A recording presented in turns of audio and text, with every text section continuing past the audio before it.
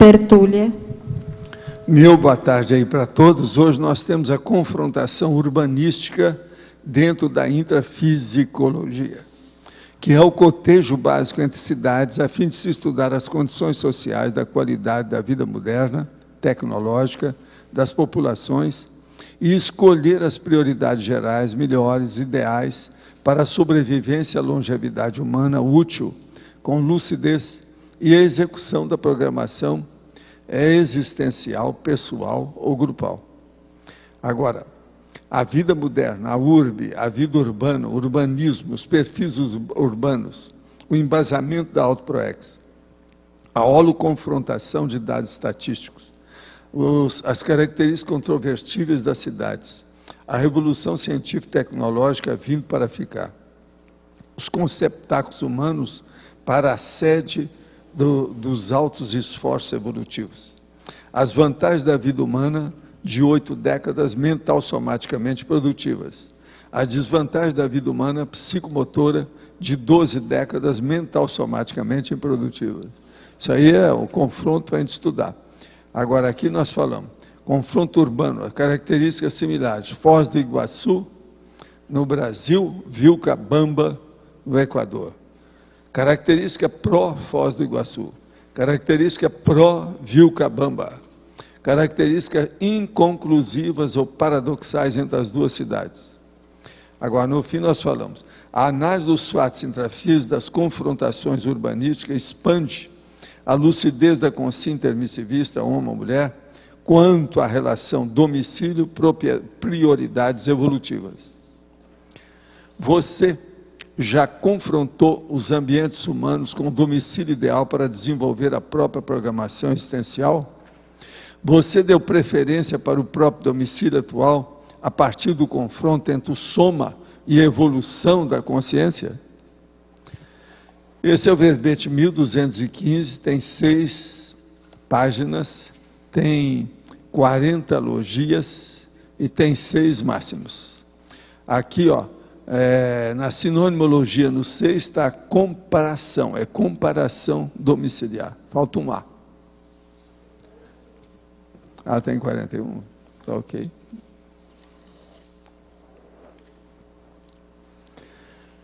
Aqui a pergunta. Estudo projeciologia através de seu livro desde 2000.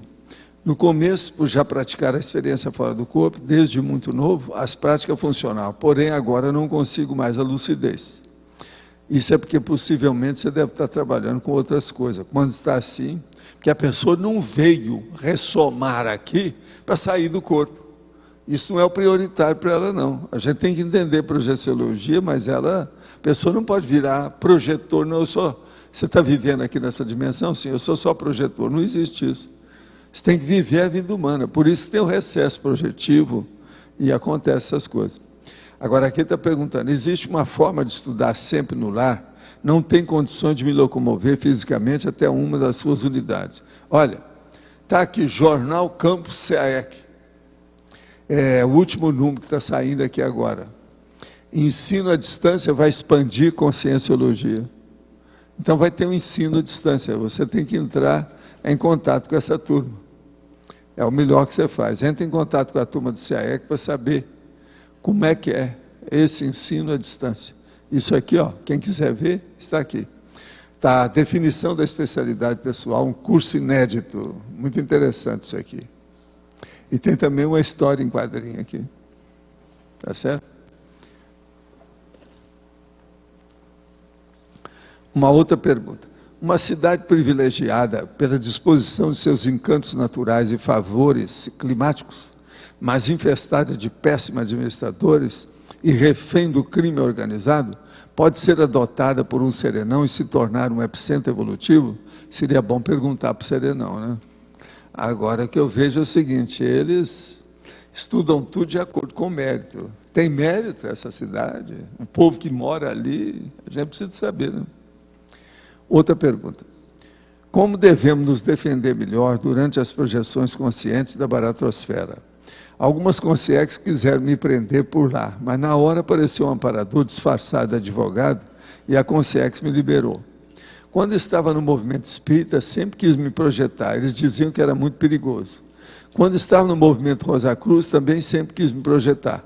Agora, na Conscienciologia, aprendi a me projetar e não dá para voltar atrás, pois mexo com minhas energias antes de quaisquer afazeres. Está certo. A gente começa projetando só as energias, está tudo certo. Vai em frente. Agora, ó, hoje nós estamos falando aqui de confrontação urbanística, e é muito interessante, saiu um big no artigo na Gazeta de Foz. Estrangeiros representam menos de 4% da população iguaçuense. Os imigrantes aqui, a libanesa, por exemplo, é formada por 3.530 pessoas. É a maior população de imigrantes que existe aqui. Agora, eles estão falando aqui sobre o caso mesmo. São os brasileiros, mais 78 etnias, são 79 ao todo. É interessante a gente ver isso. Tem 74 nacionalidades espalhadas aqui e muita coisa. É muito interessante esse artigo que saiu, muito detalhe. Agora, outra coisa que eu queria falar para vocês é o seguinte: a evolução é feita pelo conhecimento da consciência e do cosmos. Quem combate, quem estuda, deve estar chovendo no molhado. E a pessoa fica para trás. Temos o bairro do conhecimento. Quem combater esse bairro está defendendo as favelas e a cidade degradada. Só pode ser. Aqui não é elitismo, tem muitos estudos. Estudo é estudo. Então, de vez em quando, é bom a gente falar como é que nós vivemos aqui. Agora, outra coisa, vocês lembram que eu falei para vocês que eu tive que deixar as minhas impressoras, porque eu comecei a tossir, né? Agora, aqui está, info, setembro de 2007, printar faz mal à saúde. Printar, quer dizer de impressão, print. O que é mais prejudicial à saúde, um cigarro ou uma impressora laser? De acordo com um estudo realizado pelo Queensland University da Austrália, ambos fazem igualmente mal. A pesquisa concluiu que as partículas microscópicas que saem do toner guardam substâncias cancerígenas e algumas se alojam no pulmão, podendo causar problemas respiratórios semelhantes aos do hábito de fumar. Dos 40 modelos testados, 13 apresentaram níveis inaceitáveis de emissão de partículas, que chegavam a ser 5 vezes maior do que as emitidas por automóveis. Lembra que eu falei nisso aqui? Quando eu deixei as minhas impressoras, porque eu gostava muito da impressora. Pelo seguinte, eu gostava por uma coisa muito séria. Eu imprimia, logo que eu fazia um original, corrigia o original no papel. É o máximo. Você está entendendo? E depois eu chegava lá e passava para o computador. Mas agora eu perdi essa regalia, esse privilégio, essa mordomia. Está entendendo? Isso era o máximo. Mas valeu a pena, eu nunca mais tossi. Eu tive 2 crises de tosse. Eu fui olhar, era o toner. Agora, as minhas impressoras, as maiores que tinha. Em Foz só havia a minha, né? Você sabe que é muito grande, que é essa que eles estão usando. Agora, hoje eles fizeram uma coifa, que o negócio vai tudo para fora. Então não está fazendo mal para os outros, hein? Pois é, mas vai para fora. Eles têm uma coifa. Agora aqui, uma outra coisa negativa, é sobre a biotecnologia, que é o nome que eles dão hoje para a eugenia. Agora aqui eles estão estudando a eugenia. O lado escuro da América. Livro mostra como cientistas dos Estados Unidos foram pioneiros nas práticas de limpeza racial. Agora, aqui fala sobre o processo da eugenia, é um livro que acabou de sair, que chama Guerra contra os Fracos. 860 páginas, R$ 68,00. O jornalista é o Edwin Black. Ele demonstrou, estudou o negócio com profundidade. Mostrou que a IBM prestou serviço de processamento de dados fundamentais para os levantamentos raciais do nazismo. E tem uma série de condições aqui. O problema, eles ainda falaram o seguinte: 3 gerações de imbecis são suficientes, isso lá nos Estados Unidos. Então eles brecavam o povo que ia querer imigrar para lá, etc. O biólogo Davenport foi o papa da eugenia americana. Agora, Black calcula que cerca de 60 mil americanos foram esterilizados, para não ter ninguém estropiado, alterado, com alteração de, entende? Eugênicas. Agora, ó, isso aqui é da Veja, agora do dia 21 de janeiro. Agora, outra coisa, os abusos da Igreja Católica. Uma reportagem com relatório detalhado dos abusos dos reformatórios da Irlanda, irlandês. O negócio é impressionante. As crianças irlandesas, sexual, fisicamente, emocionalmente abusadas por freiras e padres. Agora, veja, é uma rede de igrejas com locais residenciais, escolas residenciais, lá na Irlanda. Agora, o relatório foi agora liberado publicamente em Dublin, nessa quarta-feira agora. Tem 2.600 páginas, com o material todo das coisas. É o Christian Brothers, e também a Igreja Católica com o negócio todo. Eles falam aqui um monte de coisa. Para vocês terem uma ideia, tem aqui o cardeal Sean Brady, que disse numa declaração que ele estava profundamente triste e profundamente envergonhado. Agora, é uma rede de sobrevivência daqueles que foram abusados por padres. É um grupo. E o diretor chama Dave Closses. De modo que o negócio é seríssimo. Né? Quanto tempo que eles vêm praticando? Parece que há 200 anos. Pois é, o negócio é muito antigo. É coisa antiga, terrível. E ontem essa...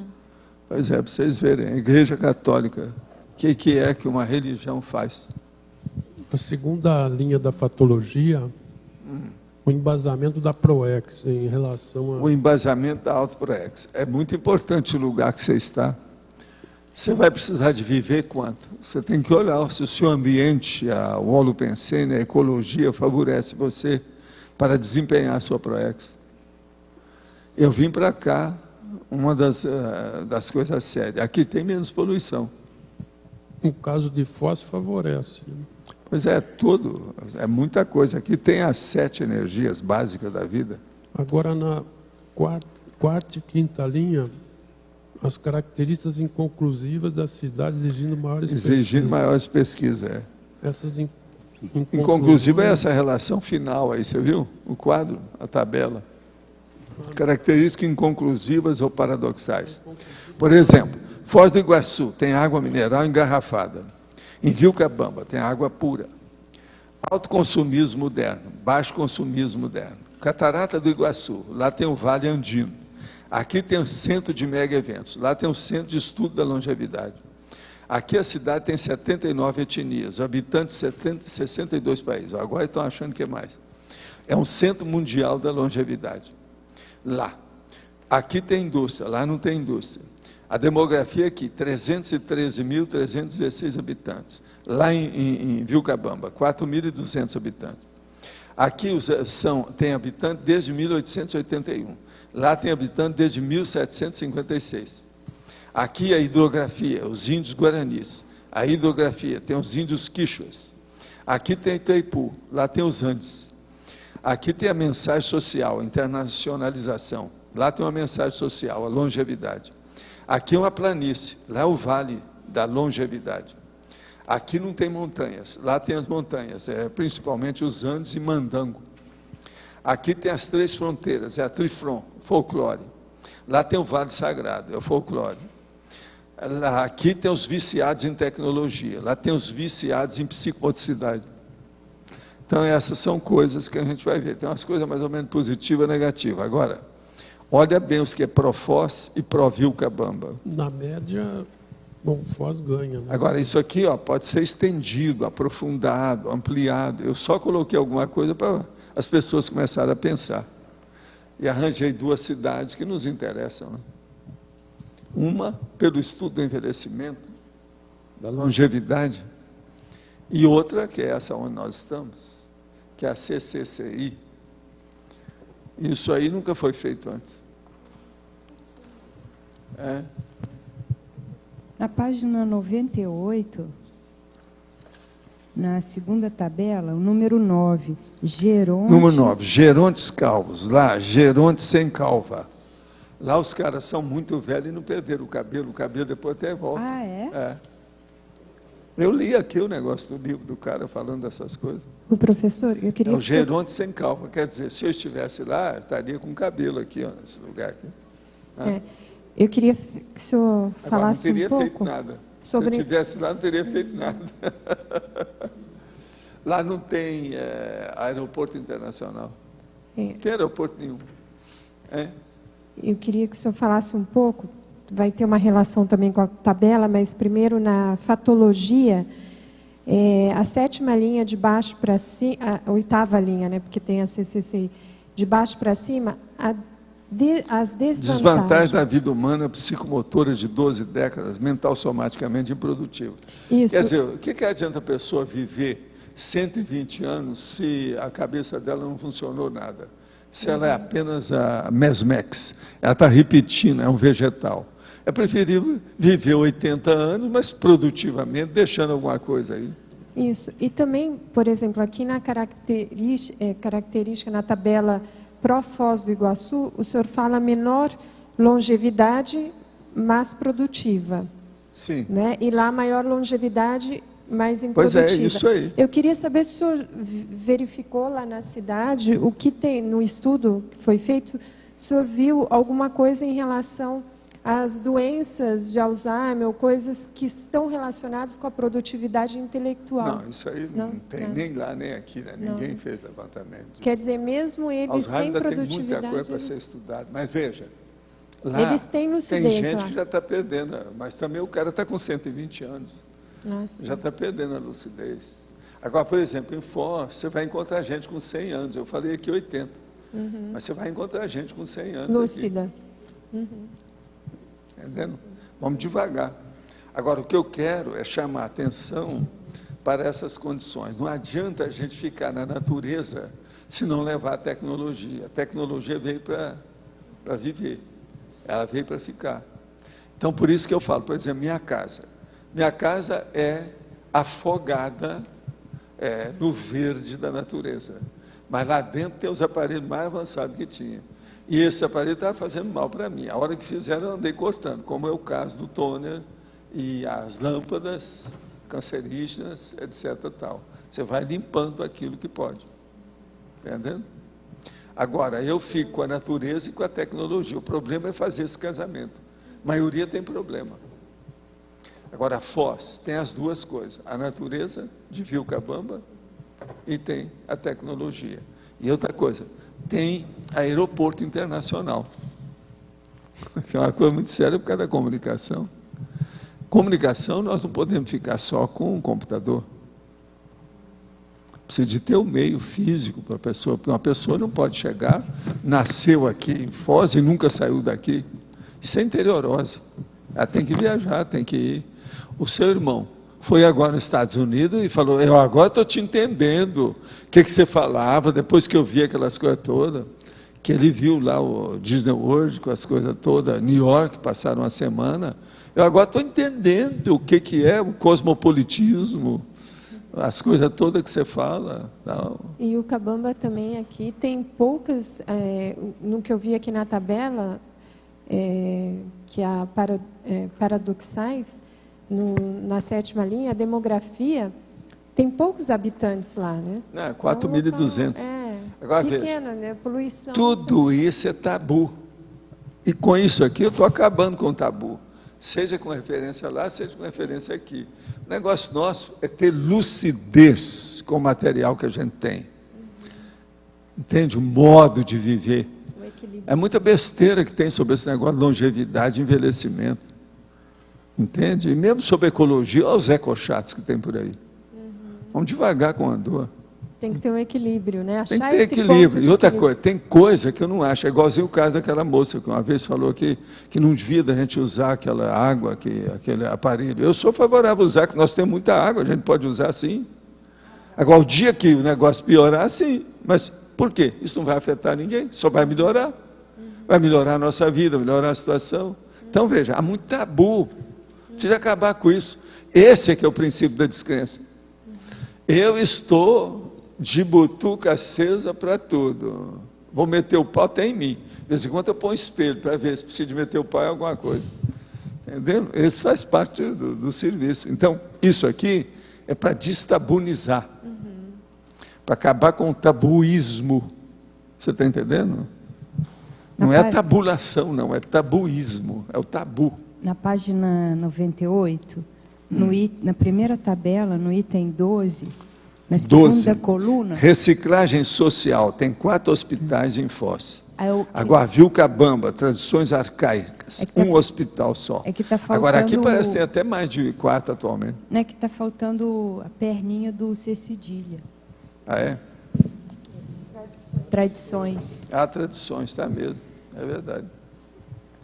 Agora, no item 14, que fala do sistema sanitário... Sistema sanitário com favelas. Lá sem sanitarismo ou higiene em geral. Quer dizer, lá não tem favela, mas em compensação também, não tem higiene.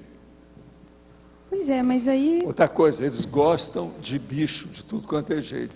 O médico falou lá no livro que quando começaram a tirar os vermes, o povo tudo, os caras foram para a cama, adoeceram.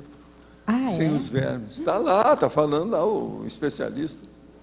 Então, veja, eu prefiro o sistema sanitário com favelas.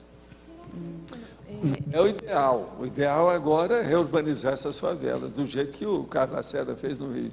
Essa condição deles não serem calvos, não usarem óculos, tem a ver também com a genética do povo lá. Como é que é? Eu não entendi. Na questão aqui, o geronte sem calva ou geronte sem óculos. Isso tem a ver também com a é uma vida de deles. Lavrador, de peão, de colono de fazenda que eles têm lá. Você não quer ser coluna de outro. fazenda o tempo todo? Nós estamos na zona rural. O ambiente é seu. Aqui, eu estou na zona rural, mas mexo com a parte intelectual. Eu não sou colono mais. Está entendendo? Agora, tinha gente aqui no início do CAE que queria que a gente fosse, era isso. Eu acho que é mais o que... de não sentir a falta realmente de óculos. Às vezes a pessoa precisa, mas como não tem hospital, não tem médico... Não é isso, não. Não? Não. Como eles não usam muito, eles não gastam tanto. Você está entendendo ou não? Entendi. Se não usa muito o corpo não é muito gasto. Isso é para qualquer coisa, qualquer sentido, qualquer órgão, qualquer sistema do corpo. Tem coisa que não vai. Agora, o que mantém a funcionalidade, entende? É o funcionamento. Os órgãos são autolimpantes. Você está entendendo? Mas a genética aí, se alguém tem algum problema, pois é, mas vai agora aparecer. a genética lá é genética de lavrador, de bicho, de ruralista, de peão. Você está entendendo? Mas de fazendeiro, de colono. Vamos entender, falar franco a situação. Lá é isso. Agora veja, uma beleza. É um presépio. Lá é um presépio. Mas vê, você quer morar em presépio? Não dá, né? Agora, aqui está só começando. Você veja, o primeiro shopping maior apareceu, nós temos um só. Isso não é pouco. Mesmo assim, o povo ainda não sabe ainda trabalhar com shopping. Muita gente viu que a Bamba ainda tem aqui, muito colono. O povo ainda não tem muita noção do processo tecnológico. É que tem que ter discernimento para escolher a cidade, né? O que o senhor está querendo trazer com isso. E a porque melhor São cidade Paulo que tem, eu já não é uma cidade escrevi isso há pequena. muitos anos, é uma cidade média, tipo Foz. Por exemplo, 300 mil habitantes, é o ideal. Agora, tem que ver se não tem muita favela. Se tem, não é bom. Aqui é um lugar difícil, mas eu escolhi de propósito. É difícil por quê? Porque é uma cidade fronteira. Toda cidade fronteira é problemática. Por isso que tem esses contrabandos, essa coisa toda. Que agora, por exemplo, se vão fazer aí a salvaguarda do contrabando no Lago Itaipu, vai melhorar a cidade extraordinariamente. Vão deixar, a criminalidade vai cair, tudo isso. Porque a criminalidade aqui existe por causa do tóxico, a cocaína. Se diminuir a cocaína, a maioria desses crimes vão desaparecer, porque os caras estão matando todos os outros por causa de dinheiro do tóxico. Entende? A maioria aí. Agora, outra coisa, a escola. Mas o que adianta fazer a escola se deixa o tóxico entrar? O tóxico acaba com tudo, começa pela escola, até o professor entra nessa. O médico entra em tóxico. Presta atenção, só porque ele vive com tóxico, quantos colegas não tem que são intoxicados? O senhor colocou aqui um confronto também em relação ao tóxico, agora eu não sei onde está. Pois é, mas lá está cheio de gente que tem tóxico. Mas são tóxicos naturais. Os caras conseguem conviver assim mesmo. Isso, o que é esse outra chamico coisa, fumam, puro? hein? Chamico que o senhor colocou É o aqui. chamico deles. É um fumo. Ah, um fumo? É o fumo deles. Ah, tá. Mas é um Eles fumo têm, normal, o cara está não com é? 120 anos fumando. Mas Então é tem uma fumo de porção cigarro. de princípios nossos por aqui que o tabu também cai. Perante eles lá, isso não funciona. O problema é esse cotejo, precisa de levar a fundo. Isso aqui é só para mostrar. Eu estou dando a parte do iceberg que está fora da água. Valdo, Que a gente pode pegar e fazer com a cidade que a gente veio, né? Pode, Rio, Foz. pode.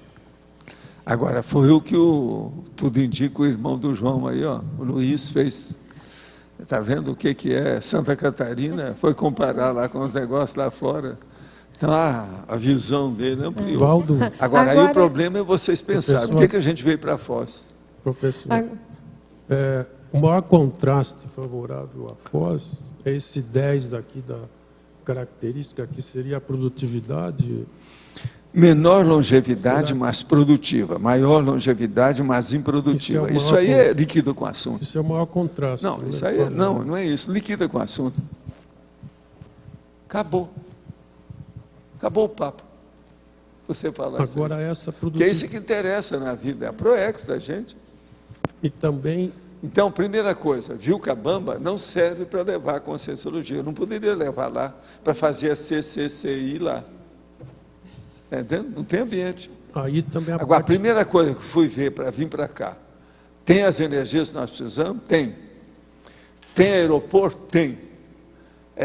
Tem muita gente, está na frente de batalha do processo do convívio? Está. O processo é sociologicamente complexo? É. Então, é uma cidade grande sendo média. Mas tem todos certos inconvenientes da cidade grande, nós temos aqui em ponto pequeno. A gente tem que conviver com isso. Agora, o problema nosso é transformar Foz numa cidade universitária. Foi o que eu falei desde 95 aqui. Nós estamos caminhando para isso. Não adianta falar que é elitismo, não adianta xingar a gente. Não resolve, nós estamos caminhando com Valdo, isso. a utilidade- Depois de 15 anos, nós estamos chegando A lá. utilidade de Vilcabamba seria mais para estudar longevidade e se aplicar. Longevidade rural. Mas- É o que eles deviam de falar, que eles não falam, está errado. Eles deviam de falar isso. Uma longevidade na cidade é uma coisa, uma longevidade rural é outra coisa. Lá é rural, 4.200 Mas pessoas, estou o que adianta dizendo, isso? o Agora- interesse lá é mais da pesquisa em cima da longevidade. Mas é, gente, lá Talvez isso. lá está isolado. Foi isolado, isso não resolve. Nós temos que viver com todo mundo, aberto, mais gente, senão não vai. O negócio é esse.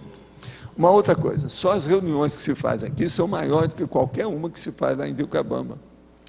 Lá eles têm umas instituições para estudar longevidade, mas não tem esse. Aqui não. Faz uma reunião de médicos, são milhares de médicos. Faz outra reunião, não sei o que é. Vocês viram, tem até um centro de convenções que é um dos maiores do Brasil. Então, isso é que é importante. Outra coisa, 79 etnias. Isso aí também liquida com o assunto. Cadê Vilcabamba? Sumiu. Agora, seria importante combinar as duas coisas, uma longevidade produtiva. Agora, futuramente, você Pois falou é, que... isso que nós estamos fazendo. O que é que eu vivo falando aqui? É a dieta frutariana. Por sinal, hoje tem uma listagem aí que vem, eu não sei se está falando, eu acho que tem umas coisas desse tipo. Falando umas coisas lá. Hoje nós temos 20 verbetes novos aí, quer dizer, vocês têm. Tá certo? Agora aqui. Fui signatário da Carta de Saquarema, o documento da paz. No evento em que a carta foi votada pelos presentes, a energia ficou muito intensa. Parecia algo bem singular. Pensei na possibilidade da participação de evoluciólogos. O senhor teve acesso à Carta de Saquarema? O que o senhor achou? Já me perguntaram isso, eu falei que gostei muito. Viva a paz! Eu sou 100% pela paz e pelo pacifismo. Esse é o caminho da própria vida. Vamos levar isso à frente. Outra coisa, lá já tem o Laboratório da Paz. Estou lendo a biografia da Helena Blavatsky. Ela, de fato, tinha todos aqueles fenômenos paranormais, porque ela mudou. Poderia falar alguma coisa? Ora, a Helena Blavatsky era fora de série como parapsíquica, mas era assim, tipo Umbanda, esse negócio. Ela fumava charuto, para você ter uma ideia. Então, por aí você já vai ver o nível que era o parapsiquismo dela. Uma outra coisa, ela copiou um monte de de outros livros e fez livro à base da cópia. E outra coisa, ela foi fora de série nisso, porque naquela ocasião não tinha computador. Hoje em dia, fazer plágio é muito fácil. Agora, para ela, era difícil. Há muito tempo, estudando Conscienciologia e trabalhando minhas energias pelo EV, percebi que, ao passar a ambulância na rua, tomo banho de energia constante. Eu estaria assistindo a Consim ou Consciex envolvida na ocorrência? Tudo é possível. Anota e vai em frente. Urubu observando tudo que se passa, mas é possível. Sim.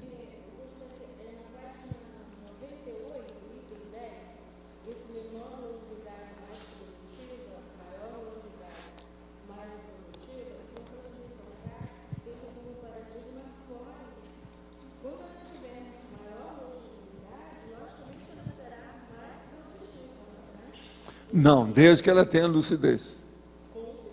Se não tiver lucidez, esqueça. Lá, por exemplo, não adianta, porque a lucidez é mínima. A situação que ela se encontra hoje, né? Todos, grande número de pessoas estudando, maior desenvolvimento. Quando ela tiver maior, logicamente, as pessoas vão chegar a maior longevidade. Será mais produtivo. Essa produção não... A Terra toda está aumentando a longevidade. Pois é, então, isso Mas aqui... agora, se nós ficarmos aqui na ponta do processo, melhor. Amanhã a gente precisa ter aqui um hospital para gerontes, de gerontologia. Isso precisa de ter. É bom ressaltar que não é a menor longevidade que é mais produtiva. Eu falo isso desde 95. E eu não falo puxando brasa para mim, não. Eu sou médico. Eu não preciso tanto de hospital de gerontologia, que eu estou estudando por mim. Enquanto eu tiver luz, eu sei o que eu estou fazendo. Se amanhã eu perder a lucidez, também não interessa. Você está entendendo? Porque com lucidez pode chegar a uma grande longevidade bem produtiva. Pois né? Professor, eu estou fazendo um verbete, desde aquele dia que o senhor me deu a reportagem do Ilcabama, sobre autolucidez na longevidade. Eu queria perguntar ao senhor, como o senhor ainda não publicou ainda esse verbete, eu posso usar como fonte de pesquisa esse verbete ou aguardar o senhor publicar? Você deve usar como fonte de pesquisa só aquilo que a gente já publicou. Não, sem publicação. Mas posso usar? Deixa a gente publicar e debater. Não, eu falo assim... Porque senão o Arlindo depois vai ver os defeitos lá, eu fico com cara de tacho. Eu não vou publicar agora, né? Meu livro não vai sair agora. Vai implicar comigo depois. Mas pode, no caso, aguardando a publicação, depois pode, tira né? suas conclusões, vamos ver. Porque esses dados são muito bons, né? Pois é. Isso é muito vamos ver o que Obrigada. Tá. Mas, gente, eu queria falar para vocês que a SOS voltou. E ela trouxe do Rio para mim, a SOS é aquela ali, ó, socorro.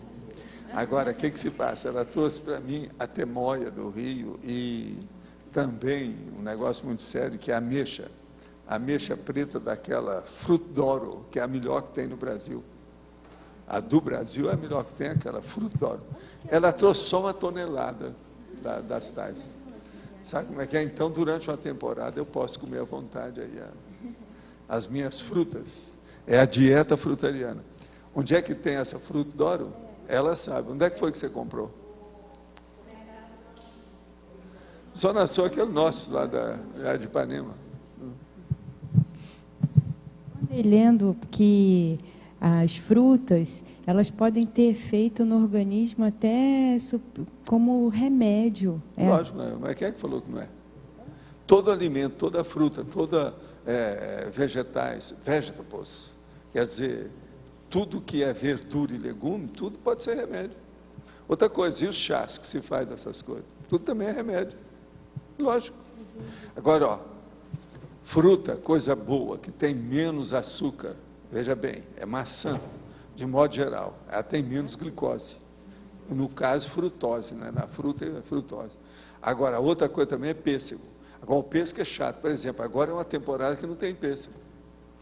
Por quê? Ele tem os tempos certos dele, ele é muito específico, é sazonal. Então, agora não tem. Mas, por exemplo, eu estive no Pomare, eu vi as coisas todas que tem lá, trouxe 1 tonelada, levei a carreta, etc., trouxe 1 tonelada também junto com ela. Então, ó, cuidado comigo, que eu estou com a corda toda. Estou andando na esteira e é uma coisa, me dá vontade até de andar depois. Então, é um perigo quando a gente fica assim, entendeu? Eu estou só avisando vocês que quem avisa, amigo é, né? Na fatologia, na quinta linha de baixo para cima, é a ilusão da praia infrutífera. Deixa eu ver onde é que está. Ilusão da praia infrutífera. Sim. Eu queria que o senhor explicasse, porque Por eu não exemplo, sei o se é isso que eu Vilcabamba entendi. é a praia infrutífera. É a sua praia, você vai para Vilcabamba e não faz nada, o que adianta? Então a praia infrutífera, aquela turma de Ipanema que ia para lá, o homem para olhar as mulheres peladinhas, as mulheres peladas para pegar aquele guapo rapaz, e por aí ia, só ficava nisso, então não resolve nada. E dentro... Na hora de estudar mesmo, fazer alguma coisa substanciosa, não tinha nada. Agora, indo pela questão da praia infrutífera, as pessoas que estão em outras cidades, em qualquer cidade, na verdade a pessoa pode ser frutífera em qualquer lugar. Pode. Agora, a praia, você sabe, hoje é uma expressão em português no Brasil. Sim. Essa Qual não é a a sua minha praia? praia. Então, o problema Sim. é esse. Não adianta você arranjar uma praia que seja infrutífera. Sim. Entende? O melhor é ir para a ilha de Paquetá para comer a manga coquinho. E em relação às pessoas e aos lugares, por exemplo, porque tem gente que funciona muito bem em uma localidade e outras funcionam bem em outras localidades. Isso é a relação da pessoa com aquele Não, local, aí é não é? processo psicológico, problema de, vamos dizer, influência ecológica, ambiental, familiar, intelectual, de companhia. E outra coisa séria também é o seguinte, uma pessoa impressionável. As pessoas impressionáveis, você sabe, qualquer coisa é tabu. Tem o totem, tem as bobagens, isso tudo tem que descontar. Quer dizer, dentro disso... A gente tem que ser tem que usar o adaptável discernimento. a qualquer local. Mas nós não somos bobos, você tem que escolher um lugar que você vai funcionar melhor, produzir mais. Foi por isso que eu escolhi Foz. Eu e os amparadores. Vocês pensam que isso aqui foi assim ao acaso? Eu fui olhar na internet e vim para Foz? Não tem nada disso. Foi tudo estudado, tinha um monte de lugar. Eu estudei até fora do Brasil. Essa questão da localidade com a questão da longevidade também. Eu percebi que quando eu morei em Buenos Aires, há um tempo atrás, eu não tinha essa sensibilidade. Voltando para Buenos Aires algumas vezes, depois que eu estava morando aqui, já no Brasil e depois aqui mais em Foz, eu senti as condições do ar, a dificuldade, senti algumas vezes, inclusive fiquei com uma série... Eu não tenho alergia normalmente, não tenho, mas eu senti dificuldades, o nariz, como é que chama? Coriza, coriza. Tipo... E eu senti bastante essa dificuldade, mas eu vejo que as pessoas que estão morando lá, ou mesmo em São Paulo, elas não... Parece que elas já têm um hábito e não sentem. Buenos Aires eu fui lá durante isso. décadas. Os maiores resfriados que eu tive na minha vida foram lá. Só para você ter uma ideia. E é impressionante. É uma poluição difícil, porque tem muita umidade no ar. Outra coisa, um lugar que é próximo do Brasil, de lá, que é um dos piores, mais poluído, é Porto Alegre, por causa disso. Que é tudo lá do sul. Nós aqui já não chegamos nisso. Aqui, ó, a pouca poluição que tem é na época que eles jogam agrotóxico aí nos feijões, soja. Essa questão da pessoa se habituar, mas ao mesmo tempo ela está tendo um prejuízo na saúde da pessoa que ela não está vendo, né? Morando numa cidade como essa. As pessoas veem, mas ela relaxa, ela se entrega. Por exemplo, os paulistanos estão tudo poluído. Como é que é? É um monte de gente que morre em São Paulo. Mas a pessoa não percebe, Começaram a morrer primeiro os velhos, agora estão começando a morrer as crianças, esses últimos anos. Mas isso não é notificado, o povo não leva isso a sério, porque até senão nos jornais aparece alguma coisa nos jornais, na época da gripe, as crianças ficam ver São Paulo é a coisa mais fácil. Olha no Globo News, a hora lá, que a nossa amiga lá mostra... o movimento lá. Não, hoje tem só um congestionamento de 75 quilômetros. Não é mais do que isso. Veja, isso não dá certo, né? Um congestionamento de 75 quilômetros, você já viu o que não tem de poluição em cima desse povo tudo, em 75 quilômetros? Agora, como é que é? Quais são os fatores que a pessoa deve analisar, os prioritários, para, em base do discernimento e não das questões psicológicas que ela tem, o apego em relação à cidade, quais são os fatores mais prioritários para morar numa cidade? Vamos falar para nós, que é o que interessa. É a programação existencial. Então, você tem que ver a sua programação. Onde é que é melhor? Onde é que você vai funcionar melhor? Agora, é o que eu falo. Por exemplo, se você ficar em São Paulo, mas você tem que ter uma programação que vai demorar, você tem que durar muito, você tem que cair fora de lá. Não vale a pena ficar. Entende? Agora, se você não vai durar muito, se você já está calculando que você acaba com isso mais cedo, você vai ter uma morte prematura, vai morrer, por exemplo, aos 50 anos, então pode ficar em São Paulo. Você está entendendo? A situação é essa, tem que ser prático, objetivo, bem claro. Professor, eu estava fazendo um raciocínio a respeito da heurística, a questão da criatividade. Aí eu estava pensando, você coloca assim, nós não inventamos nada, né? Além da questão a gente inventa os nomes. Neologística, né? Então, o exercício da criatividade, a ação da criatividade seria um processo de aumento da cosmovisão da pessoa. Não é só cosmovisão, é cosmoaudição, cosmovisão, cosmo de tudo quanto é multipercepção, omnipercepção, omniquestionamento, então, tudo que você puder. Isso é que é. Está certo, né? A heuristicologia está diretamente ligada à cosmologia. Então, veja, coisa nova mesmo é só você. Não existe ninguém na Terra diferente, igual a você. Você é diferente. Então, veja, a pessoa em si, o egão dela é que é a coisa nova. Agora, veja, você vai ser coisa nova igual a topeira ou igual ao serenão? Aí é que a gente pergunta. Aí é que vem as minhas perguntas cretinas. Mas aí a questão, eu posso dizer que a heuristicologia é uma subespecialidade da cosmovisiologia ou não? Até um certo ponto. A cosmovisiologia é mais ou menos parente da cosmoconscienciologia. Tá certo? É a visão panorâmica de tudo que tem. Agora, olha, e nada disso interessa se não tiver prioridade.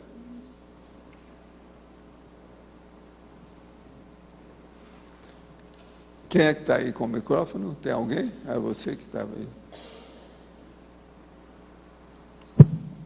No caso, sim, da escolha de Foz para ser a sede da Conscienciologia, isso só foi decidido depois que você estava aqui ressomado ou enquanto você estava lá na intermissão? Não, já? Eu quando fui fazer as coisas aqui, nós fomos pensados de tudo quanto é lado. Aí eu comecei a estudar tudo de um lado e do outro para ver, que a gente não tinha nenhuma ideia onde é que seria melhor para trabalhar. Agora, eu tinha que fazer uma coisa num local adequado. Foz, muito embora seja mais para o sul, ela está mais ou menos no meio dos processos do Brasil. Não é tão para o sul, mas também não é tão sudeste. Você está entendendo como é que é?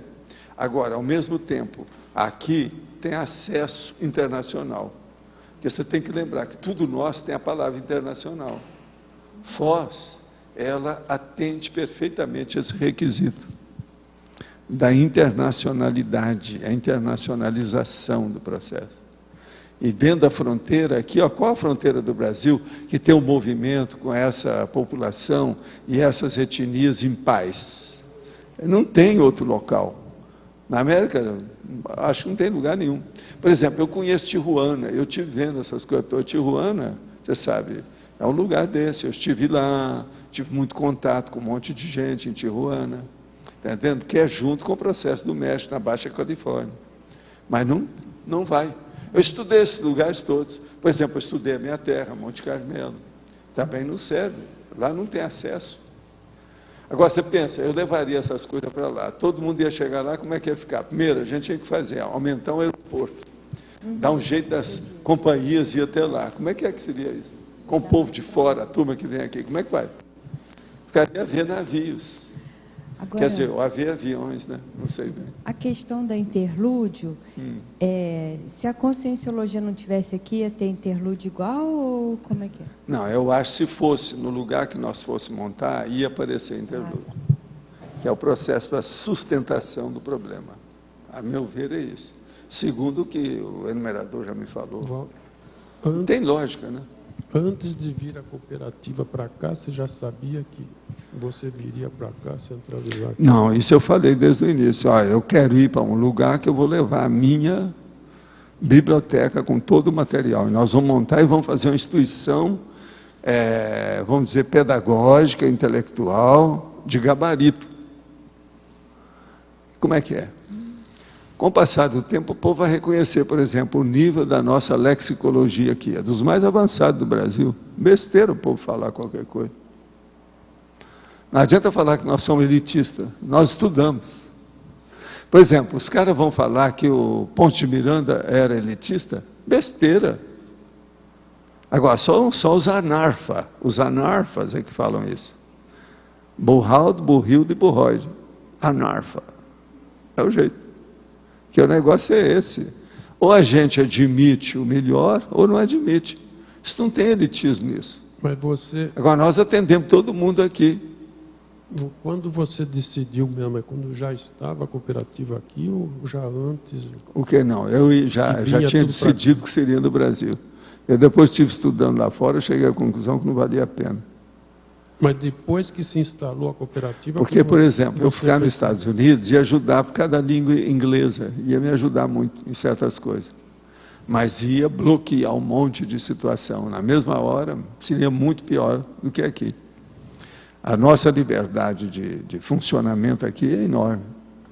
Agora, estudei a Europa, por exemplo. Um dos lugares que eu estudei foi lá na Catalunha. Entende? Barcelona, por exemplo, eu estudei. Quem sabe que é bom montar aqui. Que eu poderia me mudar, ficar lá e a partir dali trabalhar. Mas eu falei, não vale a pena. Agora, naquela ocasião eu sabia que ia ter a União Europeia, que o negócio todo que ia ser em 92. Eu falava sempre nisso. Tudo aconteceu de acordo com aquilo que estava marcado. É o que o povo já tinha marcado, né? Tudo aconteceu. Agora, aqui para nós, eu já tinha estudado certos locais, um deles era justamente aqui. E aí a gente decidiu de uma hora para outra a situação, que era o melhor. Agora, eu vi que aqui era o local quando eu cheguei no aeroporto aí, uma das últimas viagens que eu fiz aí, antes de instalar aqui. Eu cheguei no aeroporto e falei com a Graça, falei assim, ó, aqui é que nós vamos trabalhar, eu estou vendo aqui por causa das concierges, acharam que aqui é melhor, vamos ficar por aqui. E aí é que a coisa foi desenvolvendo. Agora, eu vejo o seguinte, não tem nada para arrepender, isso só foi a favor. Com o passar do tempo, depois de 15 anos, vocês vejam, hoje até um prefeito já apareceu, que tem nos ajudado, já fizemos um bairro, essa situação toda é séria. Outra coisa, 568 pessoas que vieram para cá. Agora, esse último pronunciamento do prefeito, para mim não é oba-oba, ele acha mesmo que a Conscienciologia é importante para Foz, né, o prefeito? Não, ele acha. Outra coisa, eu evito aparecer muito com ele, por causa das coisas dele, tudo isso. Ele, às vezes, é que gosta de tirar fotografia comigo. Veja bem como é que é a situação. Ele gosta da gente. Por quê? Primeiro, ele me deu conta nas coisas, porque ele não admitia nada disso. Com o passar do tempo, ele viu que nós estamos fazendo aquilo que a gente prometeu, entendeu? Então, a gente ficou com mais autoridade. E outra coisa, ele gosta da turma porque ele gosta do processo da educação e o problema da saúde. Ele tem trabalhado com isso. Agora, veja, educação. Quem é que tem o maior centro, celeiro de professor que tem em Foz? É aqui, nessa área toda, é conosco. Nós é que temos mais. Agora, do ponto de vista de saúde, é o que ele estava falando, para a gente chamar mais médicos. Nós já temos dezenas, ele quer mais. Entende? Então, vale a pena a gente estudar e ver essas condições todas. Uma outra coisa, nós somos muito bem acolhidos em Foz. Todo mundo trabalhou com a gente, ajudou demais, tal. Isso tem sido, esses 15 anos, fora de série. Hoje em dia nós temos status aqui, fala que é do CAE, a população geral... Não, todo aquele folclore que criaram, isso tudo está acabando, né? Criaram o folclore sobre disco voador, que aqui dizia disco voador, inventaram opções, qualquer coisa da zona rural, né? coisa que tem mesmo. Aí pela Faz parte do cidade, serviço. eles já falam que a gente lê bastante, que aqui se estuda muito. Não, e falar que a gente estuda muito. Isso é o maior elogio que fizeram. Mas a intenção não era elogiar. Veja bem como é que é. Então o nível é impressionante você pensar assim, nisso. Naquele começo não era assim, não. Eles falavam de disco Não, voador. no começo, aquelas pessoas que acreditaram, que admitiram, que aceitaram o que a gente estava falando, algumas entraram para ver se tirava partido disso. Igual aqueles caras que tinha aí, que queriam, quando eles viram que nós íamos gastar mais de $1 milhão para começar, logo de cara, eles ficaram com o olho grande em cima da gente. Mas aí a gente deu um jeito, que a gente viu, né? Nós não podemos ter explorador aqui, nós temos só voluntário. Agora vai deixar os exploradores entrar nisso? Não dá, né? Isso tudo aconteceu. Mas não era gente de Foz, presta atenção, era de fora. Essas coisas todas aconteceram. Nós vimos de perto. Agora, o que eu vejo é isso. Contra fato, a gente não adianta brigar. Os fatos mostram que as coisas têm caminhado. Depois de 15 anos, nós já temos autoridade moral, não é? Devido ao processo já da construção. Então, há um problema daquilo que eu chamo da verbação. Do ponto de vista da cidade, do município, da Trifron. Nós temos autoridade hoje para isso. Não tem por onde fugir. Eles perceberam na cidade que nós somos bem produtivos. Né? Pois é. Há uma produtividade em favor dos outros. Veja bem, só esses profissionais liberais que nós temos aqui, trabalhando em todas as áreas, só essas 75 instituições, não é, comerciais, industriais que a gente tem aí, isso tudo está dinamizando a cidade. Não pode falar nada. Veja bem, fizeram um shopping. Na mesma hora, lá no shopping tem mais de uma dúzia daquelas, o enclave que está lá dentro de cada um, que são daqui, a gente nossa. Como é que faz? Todo lado é assim. As escolas, todo lado, aí tem professores nossos. De modo que a confrontação urbanística aqui com Vilcabamba é para a gente notar e acabar com os tabus, seja tabu a respeito de Foz, seja tabu a respeito de Vilcabamba. E a gente mostrar a realidade. Né? Professor Valdo, eu tenho 4 dúvidas aqui. Na página 95, na 6ª linha. Os conceptáculos humanos para a sede dos altos esforços evolutivos. Os conceptáculos humanos para a sede dos altos esforços evolutivos. Vamos entender. Conceptáculos aqui são o que é que tem em matéria de ninho intrafísico que pode favorecer, você está entendendo, o trabalho seu. Então, esses que são os conceptáculos. Conceptáculo é o ninho, aquilo que recebe, é o receptivo. Você está entendendo? Agora, humano, quer dizer, no caso, intrafísico, para favorecer o seu trabalho. A próxima é o de baixo. O nível da qualidade das intenções evolutivas prioritárias das consciências. Deixa eu ver onde é que está isso Logo aqui, embaixo. que eu não sei. Hein? Na linha 7. É a linha 7?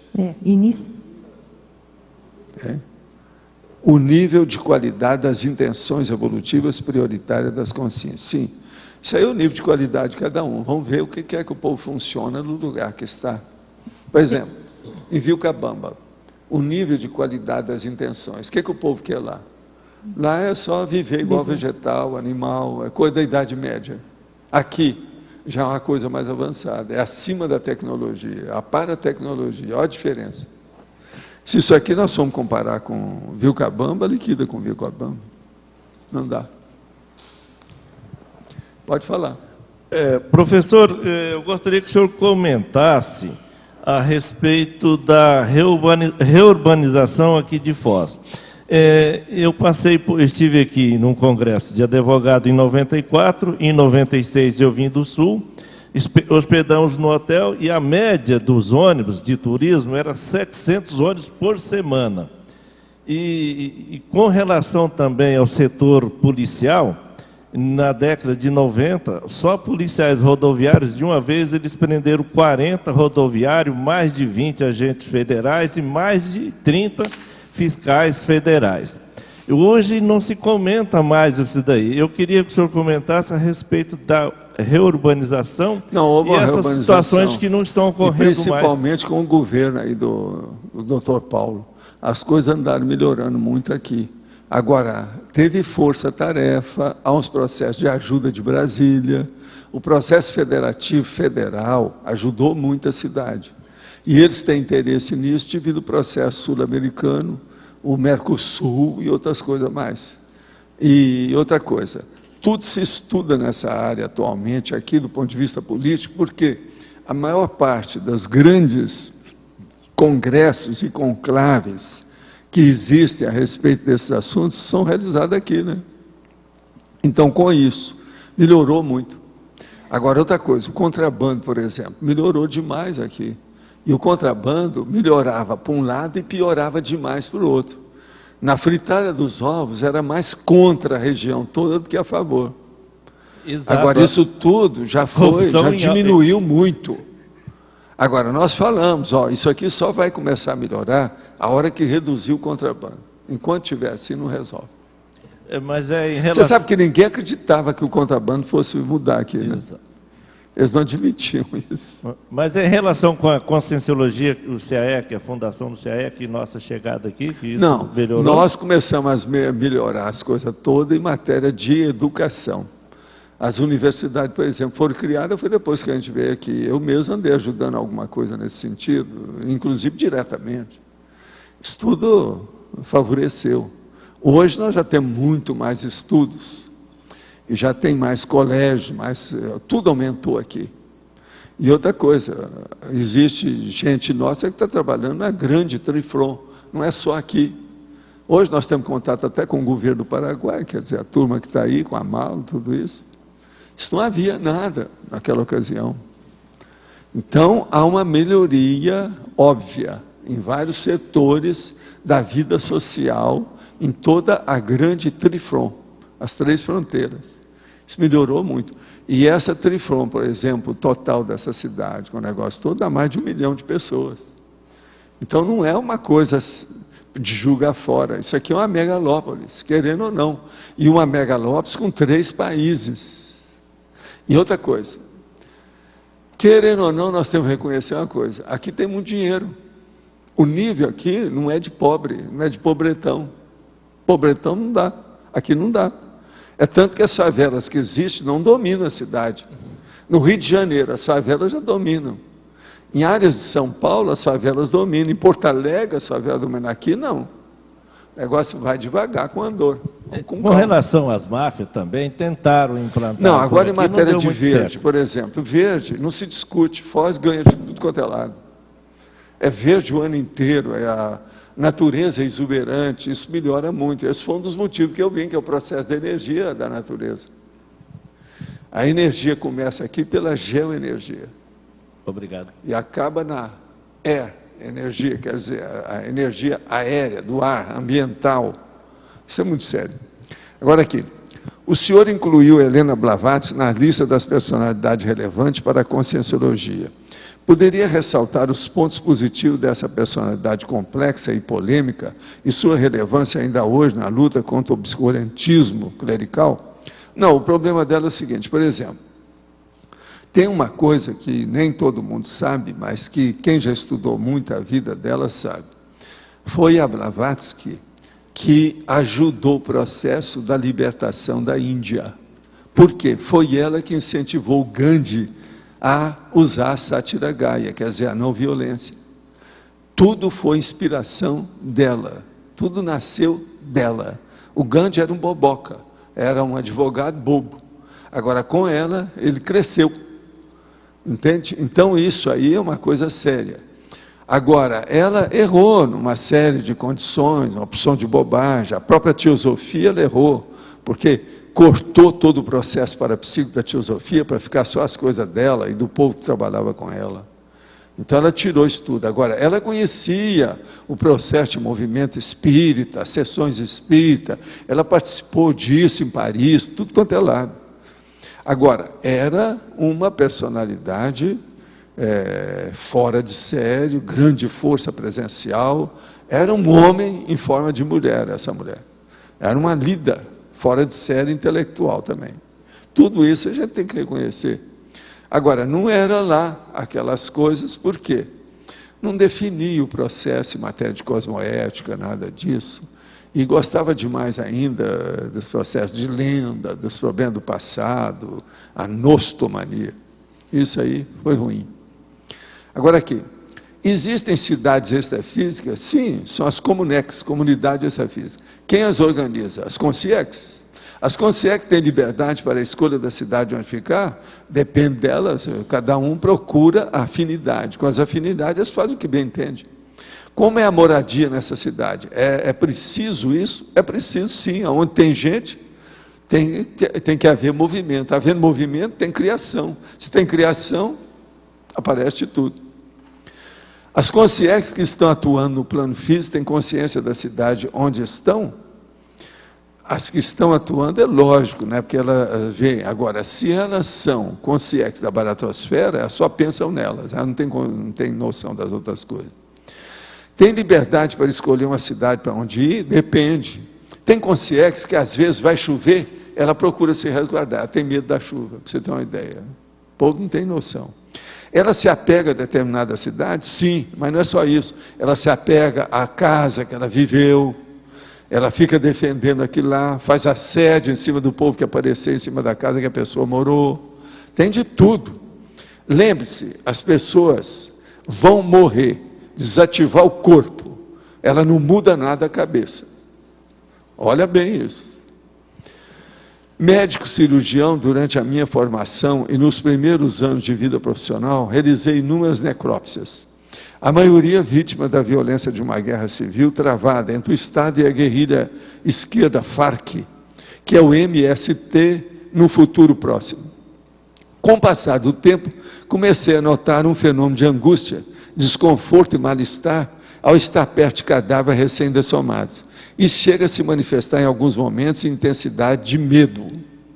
Pode estar essa sensação de angústia relacionada com a percepção ou captação das energias da consciência? É o óbvio, né? Mas não é só daquela consciência, do corpo que saiu dali, não. É do entorno, é o povo, é a quadrilha, é a caterva, enfim, a equipe da pessoa que dessomou.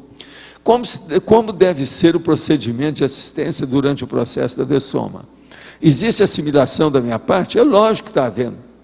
Primeira coisa, domina o assunto, exterioriza a sua energia e neutraliza a influência de qualquer cadáver. Olha, eu já fiz muita necrópsia, nunca tive problema com nada disso. O único problema que tinha é que de vez em quando eu vi os caras que eu tinha visto, que eu conheci, e você tinha que abrir o corpo deles. Outra hora, na hora que a gente estava fazendo, como aconteceu comigo lá, aonde nós estávamos fazendo, que era o departamento de anatomia prática, eu vi um dia, entrei no lugar, tinha um cara enforcado. Quando eu fui olhar, era uma consciência. É o cara que tinha enforcado há muito tempo. E ainda estava o ambiente ainda, sabe, totalmente envolvido com aquelas energias. Então, essas coisas todas tem. Então, a primeira coisa para fazer necrópsia, para a gente passar bem, é um ambiente adequado, próprio. Qualquer coisa, o negócio é o seguinte, olha lá, Cross Jordan, Law and Order, está falando tudo sobre a medicina legal. E hoje tem umas coisas que eu não usava, que eu não sabia, que é o luminal e outras coisas mais, o DNA, para estudar o processo. Tudo isso aí é muito importante na medicina legal. E dentro do problema também das necrópsias. Agora, o que eu vejo é isso. Uma coisa é autópsia, outra coisa é necrópsia. Muito embora o povo confunda isso, e às vezes é a mesma coisa para todo mundo. Autópsia, por exemplo, pode ser de uma pessoa viva que você tira para fazer um pedaço, para examinar, para ver se aquilo é câncer ou se não é. Agora, necrópsia, necro quer dizer cadavérico, é feito já no cadáver. Então, é autópsia do cadáver. Tá certo? Então é bom a gente esclarecer isso aí, Bom, que tem muita gente que confunde. Aqui na frente. O que você fez quando você entrou nesse ambiente? Você viu o cara enforcado lá? Que tinha... Eu fui ver se ele era dos meus conhecidos, não era. E aí? Então era coisa muito antiga. Agora, fiquei calado, porque o cara era materialista, que era o professor lá que estava dando aula. Agora, o que é que se passa? É o departamento de anatomia lá, anatomia prática. Agora, o pior mesmo, eu já contei aqui, foi o dia que eu cheguei lá e vi um cara que eu todo dia dava alguma coisa para ele.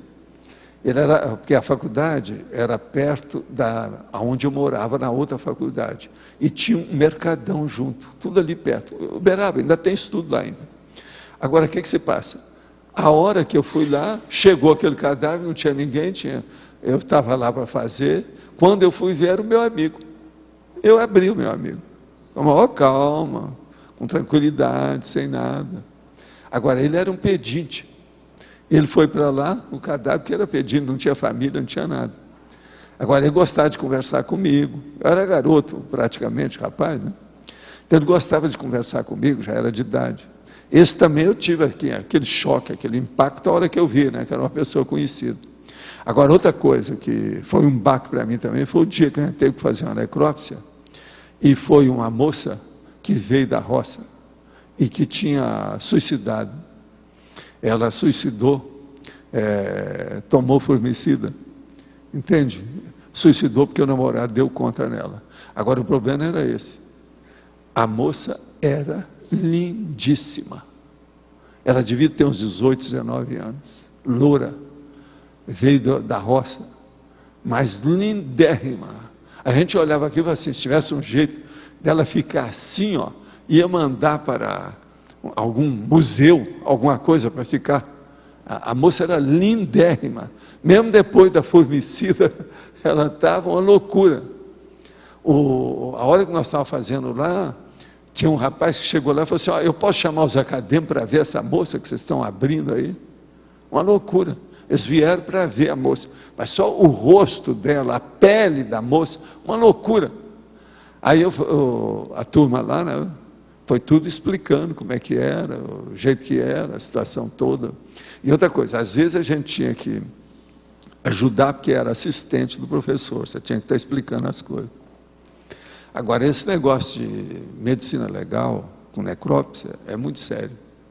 Então, tem aquela história que isso tudo, os médicos, professores da área, gostavam muito de explicar, porque isso é quase tradicional, é um folclore que tem dentro do processo de necrópsia.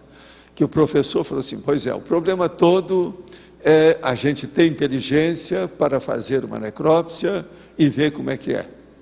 Então, a primeira coisa que tem aqui, que nós temos que olhar, é isso. Então, você agora vai fazer essa necrópsia, eu vou apenas superintender. E todos vocês que estão aí vão examinar como é que está. Então, a primeira coisa, eu vou te mostrar uma das funções que nós podemos fazer aqui, um trabalho que tem é esse. Tirou a luva e colocou no ânus do cadáver. E depois passou na boca. Então ele falou assim, a primeira coisa, nós não podemos ter repugnância. Porque se tem repugnância, daqui a pouco você vai vomitar, você vai sentir outras coisas, como é que fica? De modo que eu quero ver você fazer isso. Aí o rapaz chegou e fez aquilo diretamente. Aí ele falou assim, pois é, você não tem observação, você errou totalmente. Eu não fiz isso que você fez. Eu tirei a luva, enfiei esse dedo, mas passei esse dedo na boca. Agora você veja, isso tudo existe, são técnicas do processo, entendendo?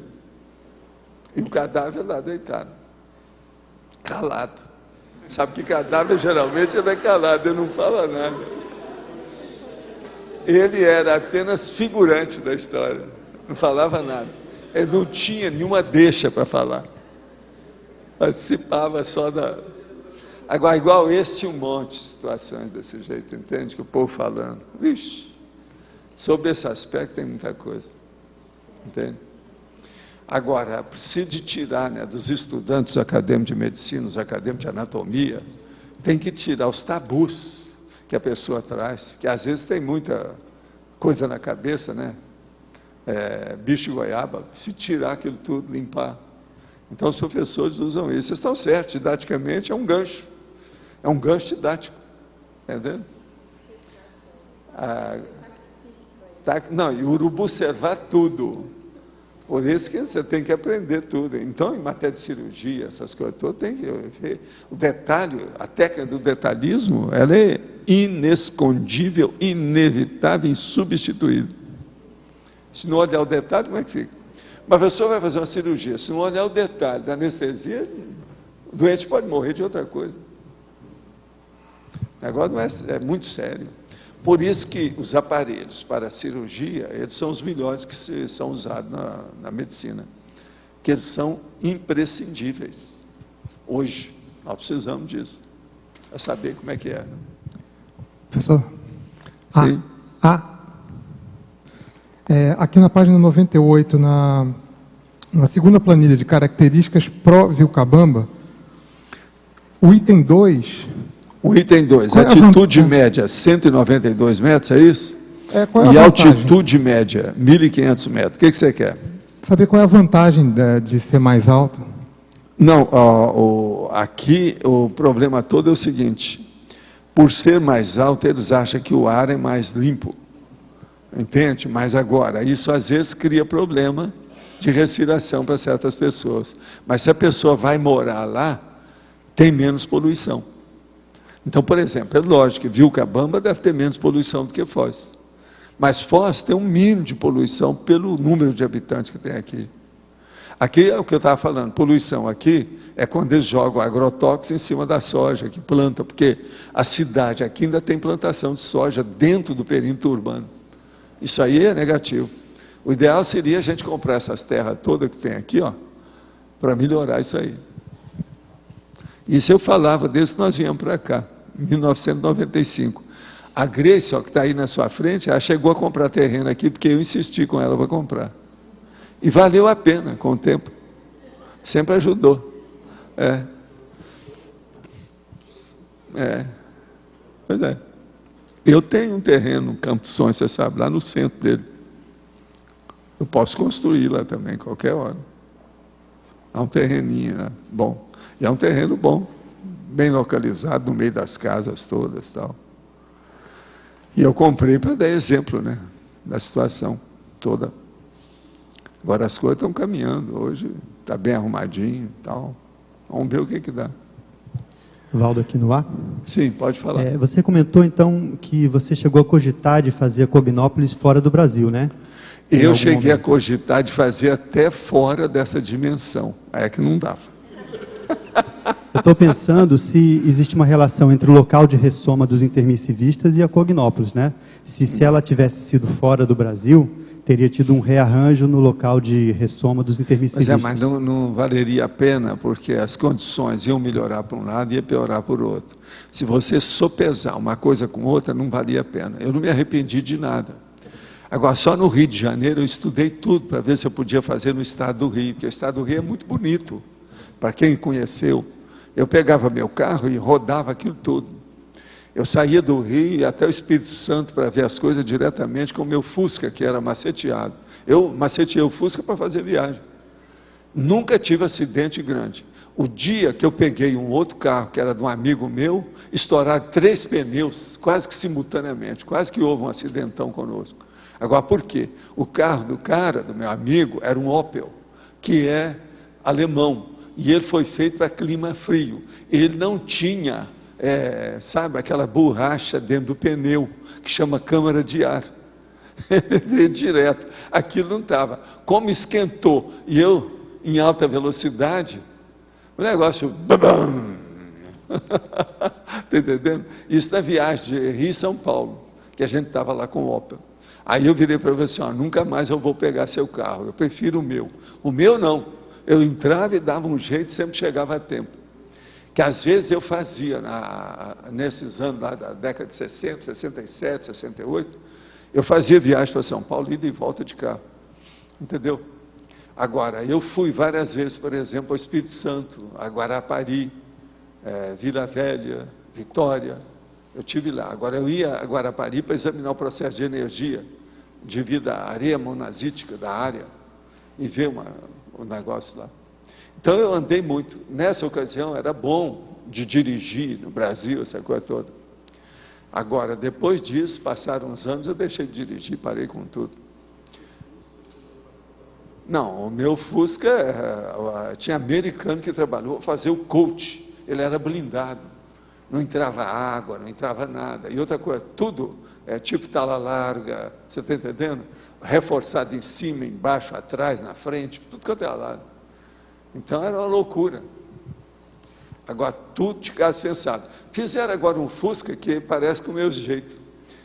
Um Fusca novo que fizeram aí, caro. Fala assim, ó, estão querendo imitar o meu. Agora, havia já alguns processos que eu já tinha visto sobre carro maceteado. Para vocês terem uma ideia, eu entrei no carro do 007, aquele que saía um negócio assim na roda e furava a roda do outro. Eu entrei nele, vi de perto tudo na exposição nos Estados Unidos, para ver como é que era. Andei estudando isso tudo, como é que era. Então, para ver o que eu podia fazer no Fusca. Agora, vocês poderiam perguntar, por que o Fusca? E não, por exemplo, um off-road? Não, o Fusca era melhor, porque... Você está entendendo? Não, eu andava mais rápido, saía de qualquer problema. Fusca, para uma pessoa que sabe dirigir, é bicicleta, né? Ele roda, é motocicleta, ele anda no meio de todo mundo. Mas que agora, Valdo, no intermissivo, você já tinha identificado Foz como o local da Cognópolis? Não, nós estávamos pensando nisso tudo. Havia uma porção de coisa, ninguém sabia para onde iria. Há muitas hipóteses. É aquele negócio do alfa, beta, gama, etc., dos projetos. Existia muito trabalho, mas nada disso. Agora, aqui, foram os próprios amparadores também que me ajudaram a decidir, não foi só eu, não. Eu sempre fiz com alguma anuência do lado de lá, entendeu? Para a gente ver como é que é, para ficar mais fácil. E eu não queria uma coisa só para mim. Eu não vou ver conveniências para mim. Se eu fosse ver conveniências para mim, eu ia arranjar um lugar, tipo fazenda, me esconder, ficar tudo quieto, para me trabalhar por mim mesmo, sem nada. Mas não é isso. O trabalho não é esse. Professor. Qual foi o ano que você percebeu a instalação do interlúdio? Qual foi o ano que você percebeu isso? Não, eu sabia que eles iam acabar fazendo as comunidades, porque eu já tinha visto isso na questão da reurbanização.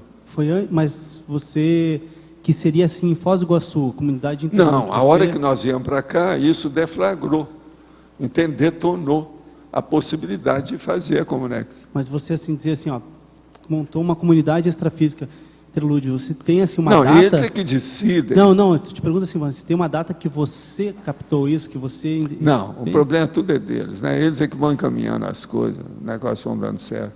Não daria para dizer assim, tipo, foi em 2001 quando você mudou para cá? Na verdade, de mim partiu muito pouca coisa, eu sou pau mandado. Eu sei. Agora, o que eu vejo é esse, eu sabia que isso ia acontecer. Era inevitável, porque nós precisamos de um reforço, entende? Um local de, vamos dizer assim, de fortalecimento do trabalho que está sendo feito. É lógico, se tem tanta Comunex, por que vai fazer uma coisa? Tem que fazer uma coisa adstrita a isso. Agora, eu já tinha estudado, né, essa Comunex lá do Triângulo Mineiro, sim, já tinha visto aqui de perto, com calma. Vi, por exemplo, aquelas Comunex antigas do Rio, que estavam lá acabando a reurbanização, onde o povo falava português, tudo antigo. Tudo isso. Essa é aquela que eles falam lá, tipo, Nosso Lar, essas coisas assim. Não, isso aí era bobagem, porque eu via que aquelas coisas não correspondiam àquilo que eu via fora do corpo. Ele tinha que escrever aquilo no modo dele, para fazer o jeito. E o Chico também não saía do corpo para ver as coisas, como é que era. Ele tudo vinha pela inspiração do processo. Tem muita coisa real, mas tem muita coisa que é apenas processo de ficção, né? Literário. Agora eu queria, nesses livros que eu vi lá embaixo, assim, que fala de comunidade extrafísica, tipo Nosso Lar, você sempre anotava essa questão dos números, de número de consex, quando eles citavam. Em todos os livros, eu sempre vi que você marcava. Que às vezes aquilo está fora a demografia, para a demografia, às vezes está muito errada. É maior do que aquilo que eles anotam. É que os caras não tinham noção disso. Entendeu? Com o tempo é que a gente vai ver. Sim. Em relação a geologia, para biologia, entre Itacoatiara e Saquarema, se fosse uma instalação de um polo lá. Eu examinei aquilo tudo lá. Mas você sabe que aqui, Itapuaçu, que é lá perto, aquele lugar, tem as areias que não tem parte nenhuma, aquele tamanho que tem lá. Ali tem muita energia naquela área. Agora, por exemplo, o melhor lugar de todos aqueles é Itacoatiara. Itacoatiara é melhor. Agora, por que exemplo, eu pensei, né, em fazer alguma coisa em Itacoatiara, um negócio grande, comprar mais terreno lá, umas casas, um negócio, mas depois eu vi que não valia a pena. E outra coisa, lá ia dar muito trabalho para nós, por causa do processo do mar. O mar ali, eu vi gente que morreu lá, etc. É muito bravo ali. Então, o negócio tem que ir devagar. Mas é alto, né? A vantagem de Itacoatiara, digamos assim, para Cabo Frio, Saquarema, em relação ao mar. Saquarema ainda é mais alto também. Mas veja, mas o como mar, é que a gente ia expandir Itacoatiara se eu estivesse lá? Não teria jeito, lá já é um bairro, já está feito, não tem jeito, e feito pela Marinha. Agora, outra coisa, que é bom vocês saberem, ele está perguntando aí, você lá em cima, e você. Eu já sabia esse negócio de fundar um bairro, está entendendo? Que eu fundei um bairro praticamente, Uberaba. O Parque das Américas lá, eles estavam vendendo aquilo, mas não tinha nada ainda construído, está no meio do mato. Quem levou os postes para lá e quem abriu o negócio, pegou arruamento para valer, deu até nome para a primeira rua que apareceu, foi eu. Hoje lá é um bairro impressionante o movimento que tem lá, perto do aeroporto. É entre o aeroporto e a exposição agropecuária de Uberaba. É um grande bairro atualmente, que lá fui eu que fiz. Meu bolso, eu falo que fui eu, porque aquilo foi do meu bolso. Juntei um monte de dinheiro, não podia comprar livro nem nada, chorei as mágoas com aquilo, até para levar poste, para fazer as coisas todas, pagar terra, fazer casa, tudo isso. Só casa eu construí 4 lá. Fora as outras que a gente alugou, que mandou fazer, que fez isso, que fez aquilo. Entende? Então eu já sabia disso. Quando eu vim para cá, examinei a situação, eu falei, nós temos que fazer um negócio afastado para fazer construção. Não adianta eu ir para o meio da cidade. Então foi aí que apareceu a primeira oportunidade a gente vir para aqui, que aqui era uma chácara. Então a partir disso que a gente deslanchou com o resto. Mas eu expliquei isso tudo desde o início. Eu falei assim, ó, nós vamos expandir isso tudo aqui, isso não vai ficar só assim não. Agora, eu não falava, né, que eu tinha criado um bairro. Agora, quem quiser vai lá em Uberaba e vê. Olha lá, Parque das Américas. Outra coisa, o Chico Xavier, eu levei para lá, foi por causa desse bairro. Outra coisa, isso que estão fazendo, o Instituto Chico Xavier lá, esse pesquisa, está sendo feito lá perto da mata do Carrinho, que é igual a mata que tem aqui. Foi aonde eu fiz a casa, tudo igual aqui. Valdo, eu lembro uma vez que a gente estava lá no Cabeça de Boi, aquela época da cooperativa, e você já falou, não, aqui tem que ser nosso, futuramente. Não, eu falei, mas não é isso. Quando nós chegamos, que a gente olhou aqui as coisas primeiras, e a primeira vez que eu fui lá para ver o Kohlenberg, lá no Cabeça de Boi, eu peguei a Graça e falei assim, Graça, vem cá que eu quero dar uma examinada na topografia disso aqui. E nós então passamos pelos cavalos, aquela coisa toda, o aras dele, aquele negócio todo, eu passei e fui lá para aquele galpão onde você já fez muito churrasco lá. Ali já havia aquele galpão. Eu virei para ela e falei assim, ó, bem, aqui, ó, nós vamos ter que comprar esse negócio todo aqui, pegar aquela parte toda lá, isso aqui, com o tempo nós vamos chegar aqui. Eu disse, nossa, mas é muita coisa que você está querendo. Eu falei, não, me dê um tempo, né? A gente chega lá. Não sou eu. Você vai ver o que vai acontecer. E acabou acontecendo. A primeira coisa, o Kohlenberg ficou muito meu amigo. Ele queria me vender as coisas todas de uma hora para outra, tudo do jeito que era. Você lembra? De vez em quando até me visitava aí para isso, né? Eu de vez em quando aparecia lá, para comer carne de carneiro dele, que ele gostava de fazer um prato lá para mim e tal. Então, a coisa foi desenvolvendo com o tempo. Um dia desse eu encontrei com ele. Ele está muito bem de saúde, está forte, firme. Eu falei com ele para ele escrever um livro sobre o trabalho dele aqui em Foz, que ele tem muita experiência de turismo aqui, né? Ele dirigiu lá o Hotel das Cataratas, lá, e foi um dos gerentes lá. Então ele pode escrever muita coisa boa. Tem cabeça para isso, tem experiência. Naquele tempo você já sabia que já ia expandir tudo, né? Não, eu sabia que ia expandir. Nós estamos caminhando para aquilo que estava já mais ou menos marcado. Bom, nós chegamos até a parar a holoteca, lembra? Um Foi. ano e pouco. Deixamos ela só no casco para poder comprar o outro lado. Foi. Foi. Não, você viu, de uma hora para outra eu vinha e insistia com vocês, não, muda esse plano, faz isso. Era uma briga danada, no fim a turma achava que era melhor mesmo, fizeram. Isso aí mesmo foi uma das que deu problema. Alguns reclamaram. Mas ó, no fim todo mundo deu, abençoou a situação.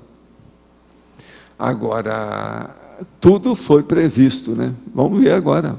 Vamos agora partir para a Vila Consciência, tem muita coisa para ser feita, né? Agora, a OIC já está passando por aí, já está perto. Isso aí também é uma coisa que a gente já estava esperando, já está na hora, né? A gente trabalhar com isso, a OIC. De modo qualquer coisa, viu, Arlindo? Se você ficar um pouco agitadinho, a gente dá um jeito, porque está pertinho. Só atravessa aí a rua. A mata do Buba sempre fala que quer comprar, desde aquela época. Uma hora acho que vai. Pois é, eu queria, mas o processo é que sempre teve problema com isso aí, né? Desde aquele início, comprar. Porque aqui no bairro, o lugar que tem mais vegetal é essa mata, sabia, né? No bairro da Cognópolis. Lá pelo mapa que eu vi é aqui. De modo que é. É, preservar, né? De preservação. Vamos ver, né? Quem viver, verá, né? O que é que nós estamos fazendo? É assim que eles falam? Vamos ver o que vai dar. Mas quem é que está aí com o microfone agora? É você? Sr. Valdo. Aqui no antagonismologia, no segundo, antagonismo longevidade evolutivamente produtiva e longevidade regressivamente automimética. O senhor podia comentar? Antagonismo, longevidade evolutivamente produtiva e longevidade regressivamente automimética, é isso? A primeira coisa é a seguinte, vamos entender.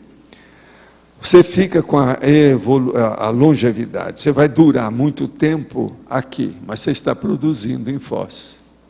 Agora, por exemplo, você vai lá para Vilcabamba, você tem uma longevidade até maior, mas você está só repetindo sua vida anterior, porque o que você está fazendo? Não está fazendo nada. As pessoas lá costumam plantar as coisas, quer dizer, o negócio é plantar mandioca. A turma lá é a turma da plantação de mandioca. É só pegar e ver os livros que estão falando lá, para ver como é que é. Então, veja, o que adianta isso? Isso é um antagonismo total. Nisso, Foz aqui, a gente ganha disparado de Vilcabamba. O que eu quero é mostrar isso. A hora que o povo enche a boca com Vilcabamba, precisa da gente ver que não é tanto assim. E outra coisa, a hora que eles querem desprezar Foz, por causa de Vilcabamba, isso aqui liquida com o assunto. Não é bem assim. Na fritada dos ovos, é preferir morar aqui do que lá. Agora, more aqui procurando preservar a sua saúde. É isso que a gente precisa. É o jeito. Vale a pena. Sim. Professor, dentro da condição de preparação, por exemplo, da próxima vida, enfim, de alguma vida que a pessoa venha viver numa cidade que não tenha condições assim ideais, né, mas que ela precisa executar uma programação de vida ali. O que é pensado em termos de maceteamento do corpo? Não, até a primeira coisa da pessoa é o seguinte, se ela vai ter uma vida, o primeiro problema que ela tem é arranjar um corpo humano, um soma. Isso vem a genética. A genética implica a família nuclear. A família nuclear implica em dominar o processo, que ela chega primeiro. Quem manda é o pai e a mãe, principalmente a mãe. Então, você não escolheu isso. Aquele local que você vai nascer, às vezes é problemático. Agora, se é uma consciência mais viva, mais lúcida, ela começa a mobilizar, antes de ressomar, ela vai juntar o pai com a mãe, futuro. Ela mesma vai ajudar nisso. Então, pensa, um evoluciólogo, se ele vai renascer, ele já viu tudo. Ele está por dentro da julgada de tudo. Ele sabe tudo, ele domina os bastidores do teatro. Então, a peça que ele vai representar, ele já sabe de cor e salteado, não tem novidade nenhuma. Você entendeu? Então, isso tudo pode ocorrer. Agora, para nós, de modo geral, não tem isso. A gente, então, às vezes, vai no vácuo. da família nuclear. Agora, vai chegar um certo ponto que você tem que deixar aquela família nuclear. E eu mesmo mostro o meu exemplo. Com 12 anos eu saí de casa e nunca mais voltei. E outra coisa, saí numa boa. A minha própria mãe, primeira viagem, fez assim para mim. E eu na jardineira. Que era jardineira naquela ocasião. Está entendendo? Isso foi em 1945. Agora, uma primeira viagem antes, eu fiz em novembro de 44, eu fiz com ela para prestar o exame de admissão ao ginásio. Então eu fui a Uberaba para prestar exame para ver se eu podia entrar para o internato e para o primeiro ano da série do ginásio, primeiro ano ginasial. Agora, em fevereiro para março, já ia começar as aulas, a minha mãe então fez assim para mim. Eu fiz a viagem sozinho, tomei conta de tudo sozinho, eu levei a minha canasta, que era o meu enxoval. O enxoval tinha uniforme, até lençol, travesseiro, esse troço todo. Eles pediam. Então, veja, com o passar do tempo, a minha própria mãe achou que lá não era bom. Ficou pequeno. Você está entendendo? Para mim, eu podia ser uma coisa melhor. Agora, ó, todo mundo lá, se pudesse, colocava os filhos e as filhas fora. É tanto que numa das famílias lá do prefeito, que era lá do PSD, ele mandou 2 filhas e um parente dele, lá, um irmão, mandou uma moça também. Essa moça que ele mandou era minha colega, quando eu estudei o primário. Então, eu estava no internato um dia e saí quando vi as freiras com aquela fila indiana, com as meninas. Olhei, eram as meninas de Monte Carmelo. Aí eu falei assim, elas só falaram assim que a freira não podia cumprimentar ninguém nem nada. E elas lá. Agora, foi que eu sabia que alguém de Monte Carmelo tinha ido. Outra coisa. Quando eu fui para lá, uma outra família também arranjou um rapaz que chamava Noldon Perfeito. Noldon.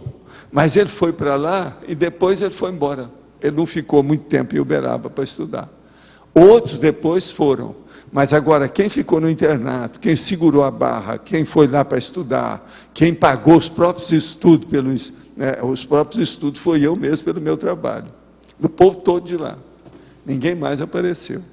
Agora, outra coisa, Monte Carmelo para Uberaba é pertinho, mas você demorava na jardineira 7, 8 horas. Se chovia muito, era mais do que isso.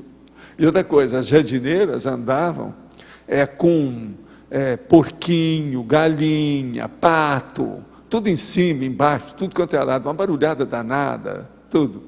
Agora, o melhor da história. Tem uma das viagens que eu fiz para ir para o internato, veja bem, isso é na década de 40. A hora que está lá no meio daquele chapadão sarado, como eles falam, aquele negócio, vamos dizer, linha reta assim, ó, da estrada, e a jardineira ia indo, quando o cara parou, entraram 2 índios com flecha e tudo. Ficaram em pé e seguiram, junto com a gente em pé. Dentro da jardineira. Havia índio naquela ocasião, dentro da área lá, uma coisa absurda. Quando eu falo isso, se você for estudar historicamente, vocês nem acham, mas havia índio. Uma outra coisa, de vez em quando dava problema com o carro, com a jardineira. Os carros que havia era Ford Bigode, daquele tipo 28, você está entendendo? Então, de vez em quando a gente ia, começava uma tempestade, dava aquela lameira, você tinha que fazer um desvio, então os caras já tinham tudo para cortar arame farpado. Entrava nos terrenos dos outros, andava no meio, tudo ali, como se fosse um off-road, um jeep, e pegava a estrada lá na frente de novo. Isso, e a poeira. Quando chegava uma certa época do ano, você não via mais nada. Então, quando você chegava, eu saía de Monte Carmelo, ia para Uberaba, a primeira coisa que eu chegava, eu queria tomar um banho, porque a minha cor já tinha mudado, está entendendo? De tanta poeira no olho, na cara, tudo quanto é lado. Então, isso era o interior nosso, naquela época. Agora, às vezes, a gente passava, dependendo da viagem, o que eles faziam, por Uberlândia. Uberlândia era chamado de Uberabinha, que era uma Uberaba, mas menor. Aí eu falei assim, olha, essa cidade vai ficar maior do que Uberaba, que ela era mais espaçosa, e hoje é mesmo, é uma das maiores cidades que tem lá, tem muito mais gente, movimento, tudo. Uberaba é muito tradicional, mas era a capital da área toda, do Triângulo Mineiro. É que tinha mais gente, que tinha, entende, mais poder econômico, financeiro, de vida agropecuária. Então, isso tudo são as experiências do processo. Agora, valeu. Agora, eu devo muito disso ao Mário Palmério, que foi ele que viu que podia contar comigo, quer dizer, ele fez um investimento na minha condição, entendeu? Falei assim, não, esse menino não vai pagar mais nada, ele vai estudar, que ele é bom de estudo, ele vai trabalhar comigo. Agora, eu trabalhei 3 anos sem receber dinheiro nenhum, morri de fome, crescendo, não tinha muito dinheiro para comer, era um negócio. Aí eu arranjava um dinheirinho e comia banana nanica, essas compridas, banana anã, que guardava aqui numa construção para poder comer, porque eu morria de fome, era um problema. Que a comida lá era mais escassa, né? Agora, quando eu completei 16 anos, eu comecei a receber ordenado e fizeram para mim a minha carteira de trabalho, a caderneta de trabalho. Então, isso melhorou minha vida, comecei a ter status, a coisa foi crescendo, e eu mandei uma banana para o resto, entendendo? Agora, eu ia na minha terra, o povo ainda tinha esperança que eu voltasse formado, que fosse fazer alguma coisa lá. Eu falei assim, ó, eu não vou voltar aqui, de Uberaba para lugar maior, eu não vou voltar para um lugar menor, vocês me perdoam, não dá. Eu tenho umas coisas para fazer. Agora, isso tudo eu falava francamente, e tudo aconteceu, eu nunca mais morei em Monte Carmelo. Agora aqui, sou arquiteto e urbanista, morei em Florianópolis. Quando me formei, voltei para a minha cidade do interior, Campos Novos, em Santa Catarina. Trabalhei na prefeitura, no governo do estado, e sinto que tem muito para fazer na cidade e na região intra e extrafisicamente. Só que me sinto sozinha, porém não menos fraca. Estou no caminho certo? Olha, se você puder ajudar, sempre é bom. Vê o que você faz. Agora, ó, estuda isso que nós chamamos de TARES, tarefa do esclarecimento. Não adianta a gente fazer umas coisas físicas, uma obra física, se aquilo não esclarece as pessoas para a evolução. Vamos olhar isso. Eu já fiz muita coisa física em outras vidas, mas o resultado foi pífio, foi pequeno, parco, não deu muita coisa. Agora aqui não, nós colocamos primeiro a TARES, na frente das construções. Eu falei isso desde 95, quando a gente veio para cá. É tanto que nós criamos a questão do Instituto em 88. Mas não fizemos nenhuma sede própria, nada disso. As coisas começaram a ser feitas aqui 7 anos depois. Não entendi por que na última tabela, na página 99, item 9, você relacionou hidrografia com tribos indígenas. Tem relação com os nomes dos rios, que são termos indígenas? Sim, é isso aí. Você pegou a política do assunto. Esse é um dos assuntos. A Tríplice Fronteira é conhecida por grande concentração de comunidades islâmicas, mesquitas, etc. Qual a receptividade, a penetração e impacto das ideias da conscienciologia nesse ambiente cultural?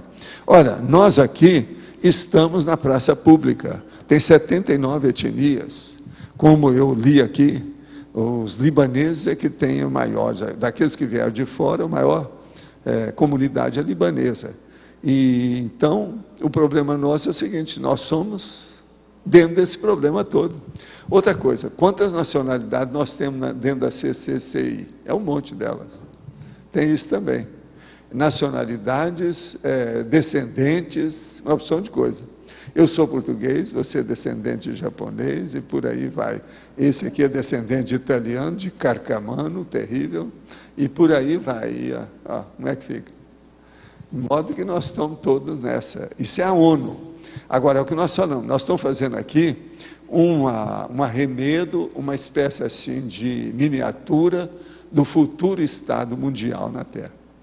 Mas fala. Professor, na página 96, a teoriologia. Tem a teoria da evolução consciencial, depois a teoria da reurbanização extrafísica e a teoria da reciclagem intrafísica. Sim. Nesse contexto, a gente poderia pensar assim, a reciclagem extrafísica e aí a teoria da reciclagem intrafísica. Então, a reurbanização extrafísica e a reciclagem intrafísica. É isso que eu escrevi lá no Homo sapiens reurbanizados. Eu estou querendo entender assim, a predisposição para essa reciclagem intrafísica aconteceu primeiro por essa reurbanização extrafísica. Não, primeiro a reurbanização, porque sem ela não acontece nada. Certo. Tudo que nós estamos fazendo aqui é devido à reurbanização. Agora, todo o meu trabalho, a minha vida e o curso de vocês é devido à reurbanização. Se não houvesse a reurbanização na Terra, não teria curso intermissivo, vocês não estariam aqui. Tá. E a relação da Ressexis e da Recim com a reciclagem intrafísica, assim, num contexto de ordem? A pessoa precisa disso, mas não é problema de ordem. Primeiro, é individual. Uma reciclagem intrafísica, ela pode ser grande, não precisa ser só da pessoa. Agora, primeiro, na pessoa, ela tem que fazer uma reciclagem intrafísica, ou seja, é o que nós chamamos de ressex, é a reciclagem existencial. Agora, depois é que vem a recim, a reciclagem intraconsciencial, que é o micro-universo da pessoa, dentro dela. Então, esses são, vamos dizer assim, os caminhos, os graus, os patamares do processo, os estágios que a pessoa caminha. E o fator acelerador foi essa Reurbex e a reciclagem intrafísica. Tudo é Reurbex. Isso que está acelerando. Agora, veja, esse é o motivo que eu comecei a pensar já no ano 1100. O que vai acontecer aí pela frente? Porque eu sabia que ia haver uma renovação na Terra, mas, quantos séculos passaram? Então, as coisas são tudo lentas, não adianta afobar.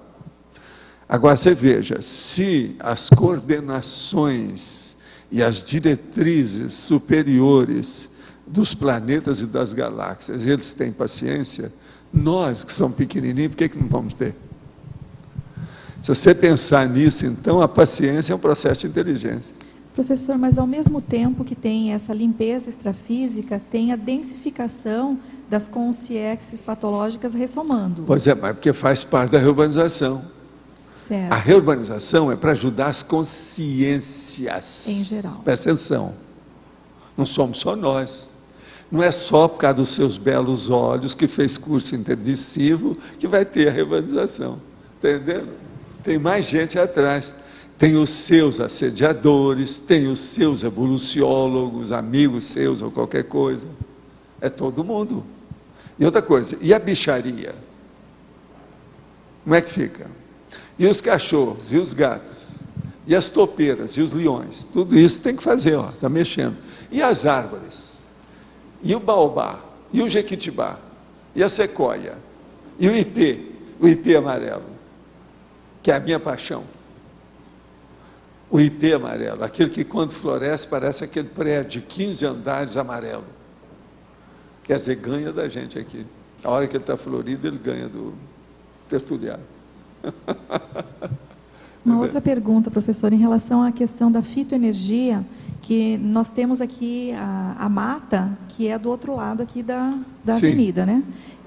Mas, ao mesmo tempo, essa energia nos trabalhos energéticos, ela é utilizada também, ou como é que é o funcionamento dessa captação? Ela é usada aqui o tempo todo. Uma das coisas que nós mais usamos aqui é a fitoectoplasma, o fitoectoplasma. Escuta, quem é que dirige aqui atualmente extrafisicamente? A Rose Gardner.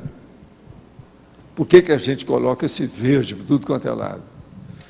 Por que desde o início aqui no CAE que a gente arranjou grama, a esmeralda? A esmeralda é verde. Agora, veja, nós temos a esmeralda verde e o tertuliário amarelo. Verde e amarelo, é um processo brasileiro. Nós somos muito nacionalistas aqui.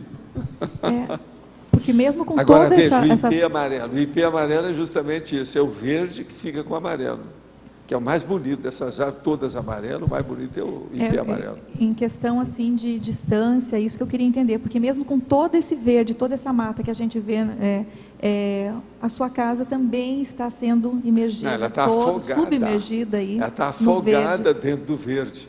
Então, em relação à fitoenergia, ali, quanto mais toda melhor. Toda hora você tem algum contato com a natureza, querendo ou não, de bicho, fruto, flor, borboleta, árvore, galho, tudo que você pensar tem. Ali é o tempo todo, não tem jeito. Agora, eu já falei com a Graça, né? Ela está parecendo aquelas, a fazendeira, e que tem a prole. A prole dela atualmente é 4 gatinhas e 5 cachorros, no dia de hoje. Agora, veja, isso tudo é importante para nós. É o processo do convívio, da situação. As gatinhas, por exemplo, do ponto de vista funcional, fisiológico, elas ajudam muito, porque casa que tem gato não tem rato. Tudo quanto é bicho, elas não deixam. É o que eu falei, por exemplo, a UP lá, a pretinha, pegou esses dias um big de um rato do mato desse tamanho, assim, escuro, e deixou lá para mim, e olhando para mim, ó, tá aqui o presente que eu te dou, tal. Entendeu? E é assim a vida. Agora, os cachorros estão aí também, qualquer coisa eles acusam. Se entra a raposa, se entra a prear, se dá qualquer coisa, o cachorro de fora, é aquela gritaria, é latido de tudo quanto é jeito. Agora, precisa de educar mais. Tem uma nova agora, que é muito bonita, que não está muito educada. Vamos ver se ela se educa com o tempo. Porque de vez em quando é uma barulhada danada, ela fica uma sinfonia de latido. Hoje ela implicou com o meu carrinho. Você sabe que eu às vezes pego muito material de cima e levo lá para o Locico. E o carrinho faz barulho por causa dos azulejos. Então ela implicou com aquilo e começou a latir sem parar. Eu falei assim, Bela, sou eu. Isso aqui é o meu Cadillac, vê se respeita. Não adiantou nada. Ela, au, au. E ela fala forte. Agora, vocês veem que ela é uma Lessie, né? Lessie, é do filme, diretamente do filme, para vocês. O negócio é diferente. Ela é linda, muito bacana. Tem um charme danado essa cadela. A verdade é essa. Agora, é engraçado isso, né? A Lessie também tinha muito charme, era bonita. Mas ela parecia ser mais forte. Essa aqui, ela é mais elegante, mais comprida, parece, eu não sei se é mais magra, talvez seja por causa da idade, é um pouco diferente, eu acho essa mais bonita. Agora, essa raça Collier, ela é muito bonita, e são dos mais inteligentes que tem, esse tipo de cachorro aí. Agora, de modo que vocês estão aqui numa fazenda intelectual. Vocês vão dizer que não?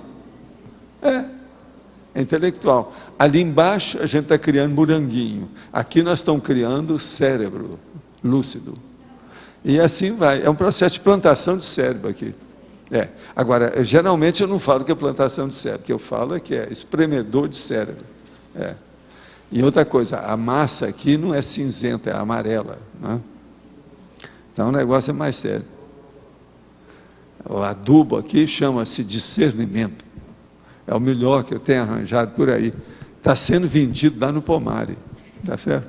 É através das frutas que a pessoa adquire discernimento. Não, tem que escolher, né? E outra coisa, não comer nunca a casca da fruta, tá certo? Isso também é importante. Que aí é que tem tóxico. Tem que ser o miolo, a essência, né? A polpa da fruta. Agora, eu quero dizer para vocês, como eu sempre falo, porque eu sou uma pessoa que não gosta de ficar com as coisas boas só para mim. Os caquis da safra desse ano são os melhores de Foz de todos esses anos que eu já passei aqui. O caqui estrela, que é aquele vermelho desse tamanho, ele está perfeito. Agora, não coma demais, porque senão vai ter piriri. Ele pode funcionar mais do que a abóbora lá que a pessoa toma, tá certo? Agora, dá vontade de comer meia dúzia de cara. Porque, em vez de você tomar água, você come o caqui. Agora, você sabe como é que faz, né? Eu vou dar também a dica, não pode comer a casca dele, nem o miolo, a parte branca. Você parte ele em 4, tira a parte branca do meio e chupa na hora. São 4 pedaços que você chupa. Aquilo é perfeito. Outra coisa, ele não tem podridão, não tem câncer, não tem nada. Porque as frutas dão câncer, não, essas coisas, você sabe, né? Esse aí não dá nada. Agora, desse ano, o caqui é o melhor.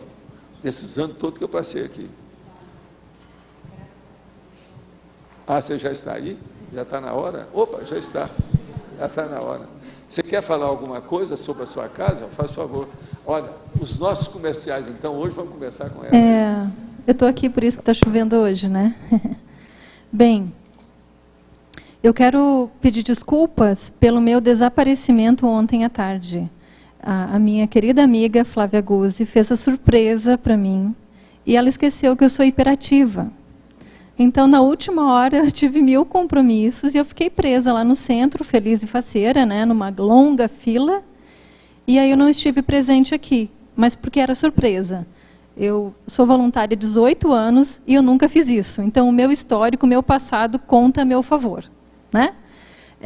Outra coisa, domingo, próximo domingo, eu farei então um lançamento aqui especial para a comunidade e nós estamos vendendo o livro a preço de custo para a comunidade. Então, domingo de tarde, junto com o lançamento do Amigos, eu vou estar disponível tanto no Dog Sapiens quanto no Megastore. Porque também a gente vai lançar o Dog Sapiens. O Dog Sapiens não é um canil, porque o canil é um isolamento sanitário muito cruel que os humanos fazem para com os pobres dos cachorros. E o Dog Sapiens é um espaço, é um conceito que eu e a minha equipe, formada pelos 5 cachorros, o presidente é o Rousseau, tivemos de ser um espaço onde os humanos podem aprender com os cachorros um pouco da convivência. Por isso, Dog Sapiens. É um espaço para que os humanos possam aprender a fazer carinho, não que não saibam, mas expressar isso sem culpa. Receber carinho também. A gente ainda não consegue manter os cachorros assim cheirosos, limpinhos, porque nós estamos terminando de fazer o espaço. Eu aproveito para pedir doações de tintas, restos de tintas que vocês tenham em casa, porque nós vamos pintar com um pouquinho da tinta de cada um. E como reconhecimento, cada cor terá um coração no final do caminho do Dog Sapiens, que esse caminho é que será inaugurado no próximo domingo. Tá? É uma coisa informal, gente. É só para abrir para visitação. Quem quer conhecer, ver a casinha deles, tá bom? Não é uma coisa para vocês não chegarem. Os cachorros são dóceis para que as pessoas tenham algo peludo e quente para afofar. Se eu chego num lugar que é lindo, maravilhoso, mas não tem nada quente para eu afofar, eu fico triste. Então, eu imagino que vocês, né, tenham a mesma demanda cardiochacral que eu tenho. Pensando nisso, eu criei esse espaço. Bom, indo agora à missão de Consim, né, saindo da parte boa, hoje saiu na Gazeta uma página inteira sobre a matéria do livro As Ondas. Como interpretar o tempo. Então, está aqui para quem quiser conhecer. É um tema da literatura, não tem nada a ver diretamente com conscienciologia, mas eu achei interessante que no início do estudo, a Virginia Woolf estava ainda muito imersa na questão do suicídio. E ela aparentava a idade com que ela se suicidou, né? Mais de 50 anos. E depois de 3 anos de estudos, ela aparece, aqui saiu a data errada, mas ela aparece na data do aniversário dela, no dia 25 de janeiro, remoçada. O curioso é que eu mandei várias fotos, e eles escolheram justamente a foto em que ela apareceu aqui. O professor Valdo ficou chocado assim, com a história, mas eu falei, Valdo, ela apareceu para você, primeiro porque você é clarividente. Segundo, porque você é a pessoa que mais entende de suicida. E terceiro, que você é o médium mais confiável para passar a seguinte mensagem: eu me recuperei. Então, indiretamente, né, é muito bom você pegar um autor assim e poder, mesmo inconscientemente, que foi o meu caso, poder servir de auxílio para a evolução dele. Parece que ela já está aí com Rousseau, com Balzac, todos os escritores, né? Eu não tive experiência com ela em vidas passadas, nada disso. Eu fiz por admiração intelectual pelo livro dela, Um Teto Todo Seu. Foi a partir desse livro que eu decidi estudá-la. Então, foi uma razão bem intelectual, tá bom? Quem quiser conhecer um pouco, entender um pouco o que esse jornal vai estar lá na Megastore. A minha manager está aqui falando, né? 3 imperativas, gente. Eu, Solange e Flávia, né? E D'Artagnan, né? São os 13 mosqueteiros e D'Artagnan, que é o professor Valdo. Então, não tem como dar errado isso, entende? É um projeto piloto. A edição do livro é limitada, produção independente, nós estamos vendendo aqui a preço de custo e nas livrarias terá o preço normal, tá bom? Obrigada, desculpa aí o tempo. As pontuações da tertúlia de hoje foram 19 votos online, 12 perguntas respondidas online, 25 perguntas presenciais, 58 assinaturas no livro de presença e 9 praticantes da técnica de Invexis. Hoje vamos ter 2 recados, William Repreendência, pai essencial, e Nora de Rosso, IPC, palestra gratuita no shopping. Então vamos à votação, são 20 verbetes novos. Abordagem da antessala. Agente desencadeador.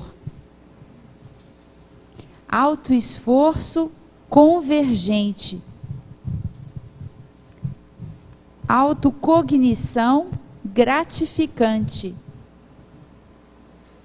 Autorraciocinofilia. Bússola intraconsciencial. Conscienciólogo. Cosmoética formal. Demissionário antievolutivo.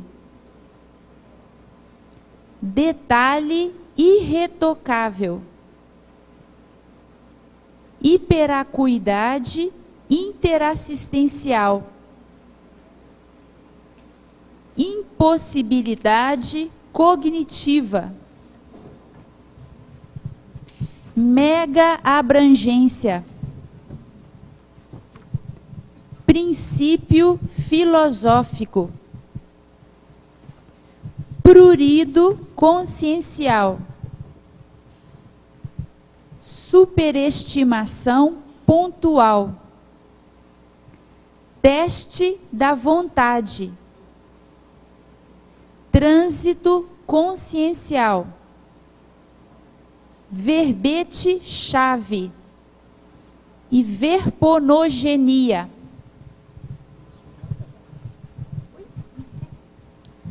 Gente, boa tarde. Nós gostaríamos aí de lembrar a todos vocês, presenciais, também o pessoal do online, que nós vamos ter o PAI, uma turma especial que a gente chama de PAI Essencial, onde nós vamos estudar um pouco mais aprofundadamente a filosofia e vamos ler algumas obras de alguns autores aí bastante relevantes. Hoje eu gostaria de comentar com vocês sobre quais são os autores. Nós vamos estudar Platão, Sócrates, Aristóteles, Sêneca, Descartes, Hume, Kant, Darwin, Marx, Freud, Nietzsche, entre outros. Então, uma boa passagem aí sobre os pensadores da filosofia. Vamos contar com professores especialistas, o professor Marcelo da Luz, que é professor de filosofia, vai nos ajudar nessa turma. E nós gostaríamos de lembrar, principalmente, que as inscrições têm um desconto até o dia 31 de maio. Então, quem quiser aproveitar, para o pessoal aqui presencial, nós temos ainda 15 vagas, e até dia 31 de maio, você tem um desconto de R$40. Então, vale a pena a pessoa aproveitar e fazer, até se for o caso, pode fazer parcelado isso também, sem juros. Para o pessoal do online que queira mais informações, um e-mail para contato@reaprendência.org, lembrando que reaprendência é com T. Obrigado.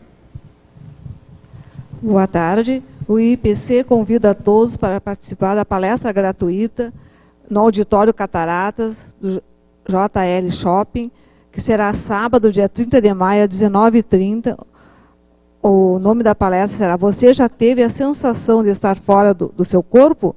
A palestra será proferida pelo professor Marcelo Silva, que é o coordenador do IPC. Aguardamos todos, então, sábado, no Shopping Center. Obrigada. O verbete vencedor para amanhã é Bússola Intraconsciencial, com 11 votos. Obrigada e boa tarde a todos.